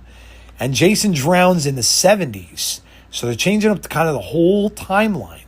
They can't call it Friday the 13th because of the stupid freaking lawsuit that's still out there. Ugh, what a pain. But it looks great. It's going to drop at 8 episodes. It's coming in October. All 8 episodes are going to drop at once, so I'll be binging that. I'll probably take the day off so I can watch it all. But it is obviously about Jason's mom. Some of the people that were in the original Friday the 13th are going to be recast. They're going to be in there. But I am so excited. But this also got announced on the same day. Nightmare on Elm Street remake is in development at Paramount. The film will adapt Wes Craven's original screenplay. They got this because the estate of Wes Craven negotiated and finally allowed them to start using the rights to A Nightmare on Elm Street. So we are going to get a new Freddy Krueger. Robert Englund said he could not do it. He said he's too old. He said he wouldn't mind voicing the character, like if they ever want to do like something animated or something along those lines, like maybe a video game he would do. But he said he absolutely will not be playing Freddy anymore. So we'll see. So Freddy is going to get recast more than likely again. Although I didn't think Jackie Earle Haley was a bad choice, but it was just a bad script, and the movie was just bad. The remake of that was just horrible. And of course, I'm looking at a picture of Linda Cardellini as, of course, she was in Scooby-Doo as Jason's mom. They did show a picture of young Jason in the trailer where Linda Cardellini is in the delivery room and she's looking at her son, and of course, Jason is deformed. He has the bigger skull and stuff, and you could kind of see that while the baby is lying in the incubator in the delivery room. And then you could see that there's other pictures of her like just covered in blood as well. So this is the synopsis of Crystal Lake, if you guys are interested, if you're horror fans. Courtesy of Entertainment Weekly and Peacock, Friday the 13th fans have been treated to exclusive images and official teaser trailer for the upcoming TV series Crystal Lake, a prequel to the Friday the 13th franchise. The series follows single mother Pam Voorhees, who has been unable to shake her grief after her young sickly son Jason tragically drowned in the town lake almost a year before. When two strangers arrive at Pam's door, digging into her past, a disturbing chain of events are set into motion, leaving the townspeople of Crystal Lake wondering just who is Pam Voorhees. Spaceballs 2. I cannot wait for this. Look, to me, we live in an age right now where we need comedy. And it used to be that so many comedies would come out, like especially in the 80s and 90s. They were very prominent because they had so many really good comedians that would be in these films. Richard Pryor, Eddie Murphy, Robin Williams, just so many, like Chevy Chase, people from Saturday Night Live that would star in these films. They were just so good and so funny. And Spaceballs, the original, was so good. A parody of Star Wars and hilarious. Like you could still quote Spaceballs in certain things. When they're combing the desert, and then the guy that they're supposed to be like stormtroopers, like looking for the droids on Tatooine, right? And they're combing the desert with this big comb, and they're like, Dark Helmet, played by Rick Moranis, of course, that's supposed to be the Darth Vader character. And he asked them, did you find anything? And they were, we ain't found shit. Just, oh my God, it's so funny. And they have the Spaceball 2 poster has them still combing the desert, and it just says 2 in the sand, and he's still holding the big comb. So I can't wait for this. This is going to be absolutely hilarious. Adam Driver, Kylo Ren, has reportedly landed the role. Now, this has since changed, okay? Because this stuff with the X-Men is a lot of rumors. The only thing that is certain about the X-Men is that it's coming after coming after Secret War. It's going to be the first film Marvel does after Secret War. So we are getting new X-Men. Going to recast everybody. But everybody's name under the sun has been attributed to it. The female who was in Obsession, Neverett, Indy Neverett, was reportedly talking to Marvel about a role. So everybody's getting talked about being cast in X-Men, right? Well, now Adam Driver has been rumored to be cast as Magneto. Now, this was just a day or so ago. Since then, now he's saying, no, he's not being cast as Magneto. He is going to be Mr. Sinister. I like that better. I think that's because we haven't gotten Mr. Sinister yet in live action. I like that better. I think he'd be great for Mr. Sinister. Can you imagine like what Mr. Sinister looks like? To look like Adam Driver. I think that'd be perfect casting. Much, much better, I think, than Magneto. So I hope that one's true. Doomsday's runtime officially is 2 hours and 46 minutes long. So initially, they were saying well over 3 hours. They had started this at like 3 hours, 20 minutes. Now it's backed off to 2 hours and 46. So Tickets to Avengers Doomsday go on sale July 20th, which is 5 months early. 5 months early. So they're going on sale in just a few days. Now that, I'm assuming, is going to coincide with the trailer. They'd be stupid not to do that. But that's what I'm thinking is going to do. Now, what they're trying to do here, remember that Dune is coming out on the same day. That's why people were calling it Doomsday, right? Like, remember like Barbenheimer? Well, this is going to be called Doomsday because you had Doomsday and Dune 3 both coming out on the same day. Well, Dune scooped up all the IMAX. So Doomsday cannot be in IMAX at the same time. They are going to have to wait. Well, now Disney came out with this thing called the Disney or Infinity Vision, something or other, which is kind of dumb.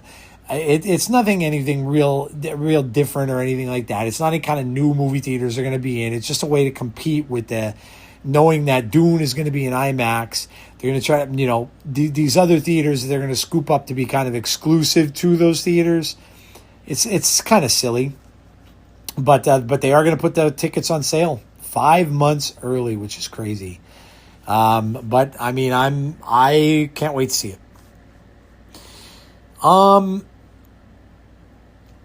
Let's see. This is going back to the Crystal Lake series. Brad Caleb Kane, by the way, is the guy who is directing it, and I think he did the recent It series, the Welcome to Derry, which is phenomenal. He said, I remember watching Friday the 13th movies on repeat as a kid. It's clear he knows the canon backward and forward, able to whip out the deepest of lore off the cuff. As a fan, I'm going to try to give fans, and particularly grown-up fans, the show that they would want to see now. And speaking of Spaceballs, we'll jump back to that. Here's the synopsis. This is hilarious, guys. Somehow, Dark Helmet has returned. Last we saw him at the end of Spaceballs, the first one, they were getting, I believe they were floating in space when their ship blew up.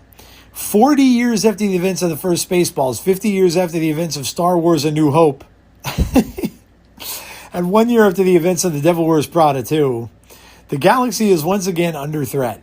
A threat so evil, so unstoppable, so completely lacking in any original ideas that it has vowed to bring back the past, every last bit of it. Now you can see they're poking fun at the Star Wars remakes, which, kind of deserves it. With Lone Star in hiding, Queen Vespa on the throne, and the Schwartz stretched thinner than a franchise releasing TV episodes theatrically, more fun making fun of Star Wars, the only hope for the galaxy is Vespa's undisciplined son, Prince Starburst, and a mysterious palace advisor named Destiny.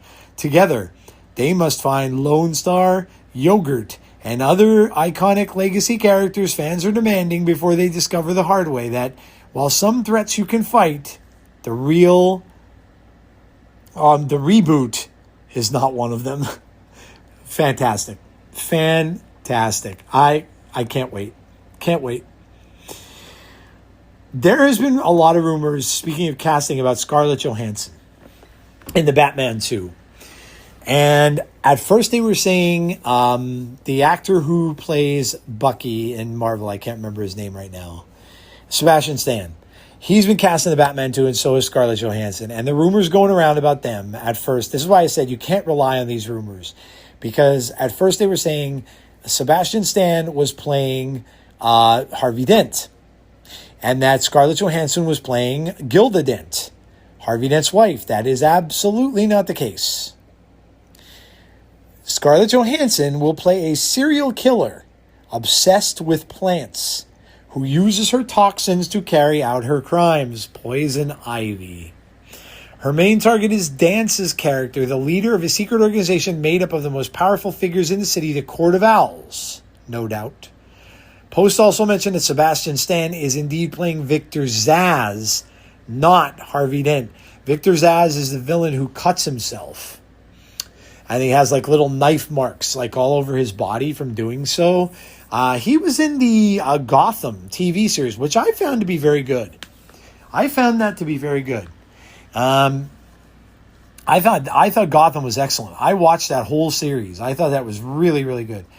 If Johansson is playing a version of Pamela Isley, it may lend credence to another recent rumor that DC Studios is developing a live-action Poison Ivy series set in the same universe as the Batman movies and HBO's The Penguin. So we'll see.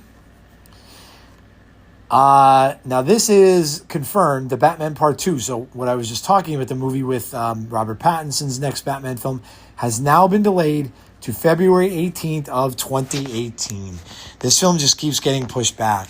And that's a shame because I loved the first one. And the director was running into some health issues. I hope that that's not still the case. That he's not, that's not happening again. And that's not the reason why it's being delayed further. But that, everybody is really anticipating it. The first one was a quiet hit. It did well in the box office. And I thought that Robert Pattinson played a great Batman. I thought it was really, really done well. So we'll see. The logo for the movie is out. Just has the little red bat symbol with a 2 above it. Here's some more cast rumors, like I was saying before. According to the latest rumors, this will be the cast of X-Men reboot in the MCU. Take this with a grain of salt. It's probably not a lot true. A lot of it's probably not true. Sadie Sink has been rumored to be playing Jean Grey in Spider-Man Brand New Day. They have not confirmed that, but I'm almost 100% certain that that's true. Nicholas Alexander Chavez as Cyclops. Bill Skarsgård as Professor X. Adam Driver as Magneto, and like I said, that of course has already been changed. Dwayne "The Rock" Johnson as Apocalypse. Sydney Sweeney as Emma Frost. Indy Neverete as Kitty Pryde. Odessa Azion as Rogue. Jamie Lawson as Storm. Sabrina Carpenter as Dazzler. Wagner Moura as Mr. Sinister. Now, see that they've already gone back on that, and that's now Adam Driver. See, that's what I said. You have to take all these with a grain of salt. Hunter Schafer as Mystique, and Trinity Bliss as Jubilee.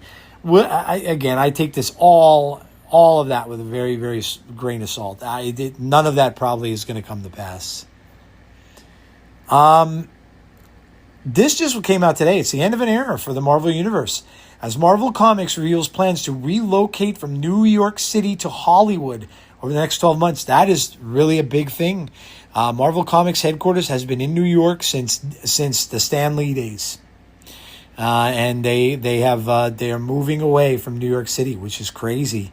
Naming Stephen Wacker as its new editor-in-chief, while C.B. Cebulski moves to a new role, overseeing manga and Asia originals. Now that the Adam Driver is reported to be cast as Mr. Sinister in the X-Men reboot. It was previously reported he would play Magneto. See, nobody really knows any of this stuff for sure. Although I would like him as Mr. Sinister better. I think... this is a good move. This is a good news here for movies in general. The domestic box office is officially tracking to pass $10 billion this year, and for the first time since 2019. That's before the pandemic. So that's really good. I'm really, really happy to hear that for films. A lot of films out there that are just making a lot of money. I'm sure The Odyssey, which just came out, it's getting great reviews. Is probably gonna make a good amount of money. And then of course Spider-Man in 2 weeks, and just a lot of other films that are coming out. Of course Doomsday, and then Dune. It's been a big year for movies. Big year for movies so far. So that's good. I'm glad to see the movies are doing well. And they put out a post that says, "Goodbye Marvel NYC headquarters. Thanks for the memories." Wrote a kid from Brooklyn, and that's about the comic book stuff. And then another one about Dwayne Johnson is reportedly the top choice to play Apocalypse in the MCU's Mutant Saga. Producer Larry Houston of X-Men 97, by the way. I watched the next 2 episodes. Really, really good. I'm enjoying it. But again, some people are just saying, I think John Campea talked about it on his show, saying that he likes it, but that he thinks the episodes are too quick and they're kind of rushing the story along and stuff like that, which I would agree with. But I'm enjoying it. I think it's good. And I just, of course, got caught up and watched the last 2 episodes. But the producer of the show, Larry Houston, says X-Men 97 will ideally run for at least 5 or 6 seasons. So that's cool. That's a video game thing. George Lucas has upset some people for saying rejecting AI is like rejecting cars in favor of the horse and buggy. So George obviously, well, look, George is he's a pioneer. I mean, if you just go watch that Industrial Light and Magic stuff that's on Netflix, or no, I'm sorry, on Disney. You'll see all the backstory about Star Wars and all that kind of stuff, and his special effects team and everything, and where they came from. So I'm not surprised that he would be grasping or being kind of awed by the technology. Doesn't surprise me at all. Couple of video game things. The women of Avengers Doomsday: Florence Pugh as Yelena Belova, Vanessa Kirby, of course, Sue Storm, Latita Wright as Black Panther, Rebecca Romaine as Mystique, Hannah John Kamen as Ghost, Haley Atwell as Peggy Carter, Maybelle Cadena as Namora, and Catherine Newton as Cassie Lang.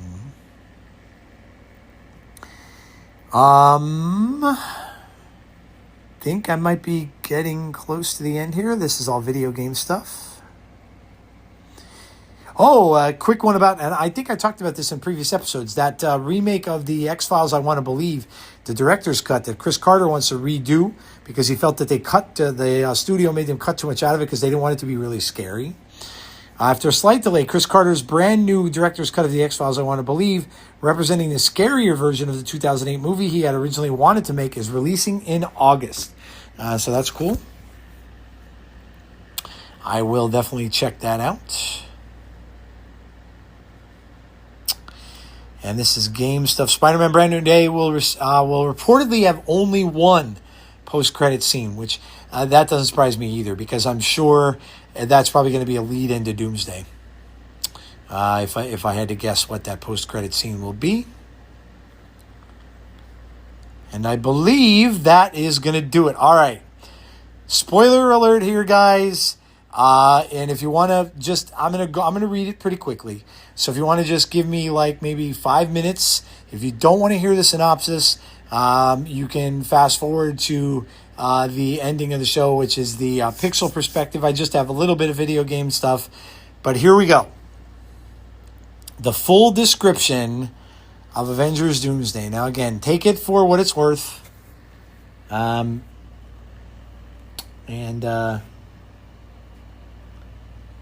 right, so spoiler alert, you've been warned one last time before I'm going to start. Give you a couple seconds. All right, here it comes. Full plot description. Avengers Doomsday opens in New York City on Tobey Maguire's Spider-Man's Earth. He's fighting Deadpool and Wolverine, who are sent there with a planet-killing bomb built by Beast to destroy Tobey's world in order to save their own from an incursion. Tobey battles Hugh Jackman's Wolverine, who manages to plant the device. Wolverine stays behind when it detonates, and both he and Tobey Maguire's Spider-Man, along with everyone on that Earth, are killed. Deadpool escapes and returns to his own Earth, which we see in the distance. Charles Xavier watches the destroyed world below with sadness. But they had no choice. We then cut to Tony's funeral. Steve speaks with some of the heroes, including Ant-Man, before returning the stones. He goes back in time and chooses to stay with Peggy. They have a son. Jim is the son's name. One day, Loki visits them. This is before Loki Season 2 finale. He tells Steve about the TVA and warns him that they will soon prune the timeline because Steve was never meant to live there or have a son. Loki offers them a way out. He can take them to a universe where they don't exist and can live in peace. The Fantastic Four's universe. Before leaving, Loki gives Steve a special card to contact him. Steve and his family lived there for 10 years. So now Steve and his family are now living on the Fantastic Four's world. We then see Dr. Doom visiting Sue and Franklin. They clearly know each other. Doom says he has come to speak with Reed. He warns him about the incursions and reveals that their universe is next. He proposes a plan, but they must travel with him to Earth 616. Doom also asks Reed whether it's possible someone from another universe is living in theirs. They scan the planet and discover an anomaly, Steve and his family. Now this kind of fits, because we know that Doom was visiting Sue in the post-credits of Fantastic Four. He was in there. He was in the Baxter building. And then we also know that we see the Fantastic Four ship going in the post-credits of Thunderbolts. They confront Steve, who recognizes them after being there for a decade. They explain the incursions and ask him to come to 616 to help the Avengers to trust Doom's plan. They travel there, so hence the ship going to that the Thunderbolts see on their scanners coming to Earth. So that doesn't just contain the Fantastic Four, but that also has Doom and, of course, Steve as well with them. This is the younger Steve. Successfully persuades the heroes to listen.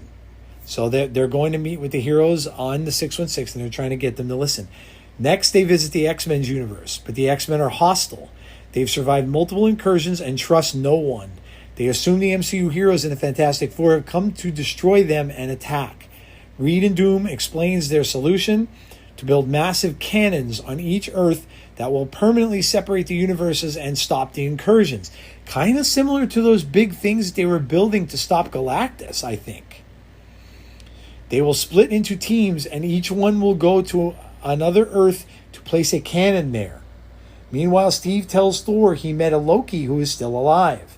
Thor asks Steve to take him to him. Using Loki's card, they locate the TVA, but when they arrive, everyone is dead and Loki has had his heart ripped out. They realize Doom is responsible. So that's the Thanos thing. In the comics, Thanos rips out Thanos' heart. Doom rips out Thanos' heart. So this is, again, I'm going to talk about this at the end of this, what I think of it, but I don't know. This sounds pretty real.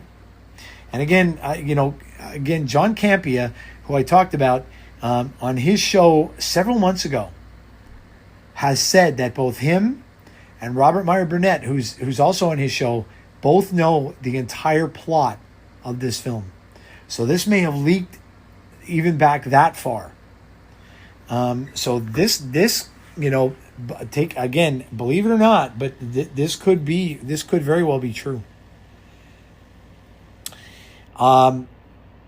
Steve goes back to confront Doom, who reveals his true plan: to allow the incursions to happen so he can rebuild the multiverse in his own image and resurrect his dead family.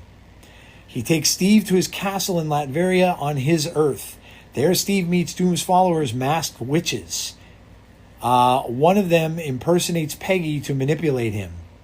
Doom reveals that Steve's presence in their universe is what triggered their incursion because he didn't belong there. It also led to the death of Doom's family. Doom became obsessed with stopping the incursion, conducting dangerous experiments, one of which failed, killing his family and leaving him disfigured, forcing him to wear the armor and mask. As a revenge, Doom kills Steve's son right in front of him. Doom announces that the Avengers are coming, and Latveria prepares for war. The Fantastic Four, the Avengers, and the X-Men unite and march on Latveria. Thor prays to Odin, who sends an army from Valhalla to join the battle. So this is that little trailer that we saw when Thor was saying that prayer to Odin. A massive war erupts as the Earths begin to collide. Eventually the universes crash into each other and are destroyed, killing everyone except Doom. It's revealed that he stole Loki's powers. Using them, he creates Battleworld, resurrects everyone, and erases their memories. They believe Battleworld is all that ever existed. We see them living in new lives in this false reality. Go back to the leaked concept art. The leaked concept art that leaked many, many months ago had shown the Hulks, so the Hulk, She-Hulk, Scar, all living together in one medieval-looking world. It showed the Young Avengers, Ms. Marvel, Ant-Man's daughter, all of the Young Avengers were living together, and they were all in this what looked like an old style, like a pub, and they were sitting in there with Star-Lord and Vision. So this goes back, and then of course it showed Doom on a throne, and he had Doctor Strange and Invisible Woman at his right-hand side. Doctor Strange becomes his sheriff in the comics. Invisible Woman is his wife. And he has his family back because he has Sue's son and also her daughter as his family now. And none of them remember anything. None of them. So this all, and I'll just finish this off. And it says, they believe Battleworld is all that they resisted. We see them living new lives in this false reality. Doom sits on his throne as Emperor of Battleworld. The end. I'll tell you what, I think this is all true. I really, really do. I believe that this is all true. I believe that entire, because like I said, John Campion mentioned it on his show months ago, that both him and Robert Meyer Burnett knew the plot. And he said that it's going to get out and that people are going to hear it. And I believe that this is true. It all sounds right. It all fits with those mini trailers. It fits with what the concept art that's been shown. Now, granted, it could be, it could not be, it could be 100% wrong. But I think it's all true. It all sounds a lot like it's been taken from the comics as well. So if you listen, then you believe it. You formulate your own opinion. But I think I think it all sounds really true. And if this is the way it goes, wow, wow. I can't wait to see it. And I don't even care if I know. And for those of you that continue to listen, who cares? See, things in the past that would get spoiled for me, sometimes I wouldn't mind it. Because I would envision in my mind. Now, a lot of times the things that I envision in my mind are better than what we end up seeing. So then you get a little bit disappointed. But I don't know. I think it sounds phenomenal. So, all right, guys. Last part of the show, we're going to go very quickly into Pixel Perspective. I got a developer's preview of Halloween. Oh, my God. I cannot be more excited for that game. Again, they showed different aspects of the single player. They showed more of the multiplayer. They showed more of the maps, more of some of the cosmetics and stuff, and more of the things that you could earn in the game. Just went over so much, and I'm so excited. I can't wait for Halloween, the game. I'm going to stream it, so I'll let you guys know. I'm going to have it probably on my YouTube channel, my first foray into game streaming, but I'm so excited for that game. So I got to see an extensive preview of it, and I already have my order. I have it pre-ordered. They came out with a collector's edition. Could not pre-order that. $150. I was like, yeah, I just couldn't do it just to get the physical edition and some other stuff. Came with an action figure and stuff like that, but that was a bit too much for me to come out with, but or to pay out at the time. But just a couple little things again that I have here. A couple little gaming things. Let me get to that really quick, and then we will wrap it up. This one is coming from Xbox. So, new leak claims Xbox Project Helix will include a built-in disk drive. This is Xbox Nexus system. Now, they were saying that, or the rumors were that Xbox was going to follow suit with Sony, marking a major shift from earlier rumors. If true, Xbox could become the only next-gen console with native physical media support, while PlayStation is still rumored to move forward without a built-in disk drive. Nothing is official yet. Treat this as a rumor until Microsoft confirms the hardware. So it looks like Microsoft is maybe going to stay with physical media. This one is about God of War. God of War, LaFay's Deborah Ann Wolf, also, of course, of Daredevil. The Daredevil series is totally unbothered by online haters. She wrote, 1, I'm not on social media, so that helps. And 2, I don't know. I feel totally unbothered because I just know God of War LaFay is great. It's okay it's not your cup of tea, but in no universe is it bad or ugly. Yeah, there's people that are just saying crappy things because it's based on a female character, which is ridiculous. Who cares? Tomb Raider was based on a female character too, and I bet you nobody complained about that one. And probably won't complain about the next one either. So that's just silly. This is from Marvel Tokon Fighting Souls, the fighting game that's coming out. Marvel Tokon Fighting Souls open beta is just around the corner. From July 24th to 26th, you'll have the chance to play. a chance to try it. So that's cool. 15 playable characters, including Blade. 6 stages, including New York City Night. Online lobby for casual and ranked matches. Versus mode to battle locally. And fully fledged training mode. So that's cool. So keep your eyes out for that. PS5 and PC open beta from July 24th to the 26th. So you should be able to download the game on your PlayStation or on PC and play Marvel Tokon. So there you go. And then from Sony, Sony's reportedly pushing further into digital-only era with the PS6. Sony's reportedly pushing toward a digital-first future with the PlayStation 6 expected to put a much bigger focus on handheld gaming. And then it says underneath it, would you buy a handheld PlayStation 6? So maybe, their last foray with the handheld was the Portal, and that really wasn't good. I knew some people that bought it and they returned it. They said it was terrible. You had to have like a super, super great Wi-Fi connection in order for that to even work. Now, if you were at home and you were just trying to play your PlayStation games, like let's say in another room or in your bathroom or something like that, okay, then it worked okay. But if you were away from home and you were going on somebody else's Wi-Fi or something, it was bad. And so many of them got returned. I remember people returning them when I was working at Best Buy. But now it looks as if they are going to be making like their own foray into almost like a Switch, where they're going to make a PS6 version that's almost like a Nintendo Switch. I don't know if it's going to be more like the Switch, or it's going to be able to be like docked and stuff like that, and you can just play it that way and then take it with you. Maybe. I don't know, but that's seemingly a rumor of what they're going to be doing. How about this game? I saw Jacksepticeye play the first one of these. It's called Power Wash Simulator. Power Wash, where you would literally like wash things. Like you'd wash cars, and there was one where you were a guy that cleaned up after like mob hits, and you would go in and you'd wash like all the blood away and all the evidence away. So these Power Wash games are becoming popular, and now they're going to have a Star Wars one. It's Power Wash Simulator 2 Star Wars pack, so it's just an add-on, is available today. So if you have Power Wash Simulator 2, you can download a pack that's going to let you wash off like ships, like the Millennium Falcon and things like that. So, kind of a niche market, but I guess it's kind of like satisfying if you're like a clean person and you like to do like cleanup stuff. And I think that's about it. That's kind of it from the gaming world. And the new Wolverine trailer's up, so make sure you go check that out.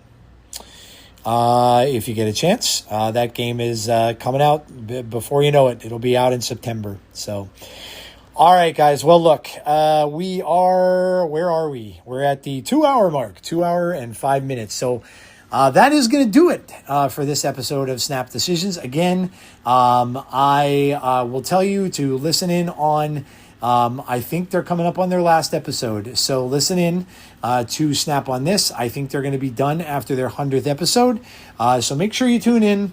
And if you haven't listened to them before, of course, Lauren Whatevs, the host, Ben Roller, and Ree, all do an amazing job on the pod. And again, like I said, I'm sad it's coming to an end. But go check them out for the last couple pods that they do. And like I said earlier in the show, check out Glazer's podcast as well. We were all part of the Snap Judgments League of podcasts, but that's going to probably be down to just me and Glazer shortly.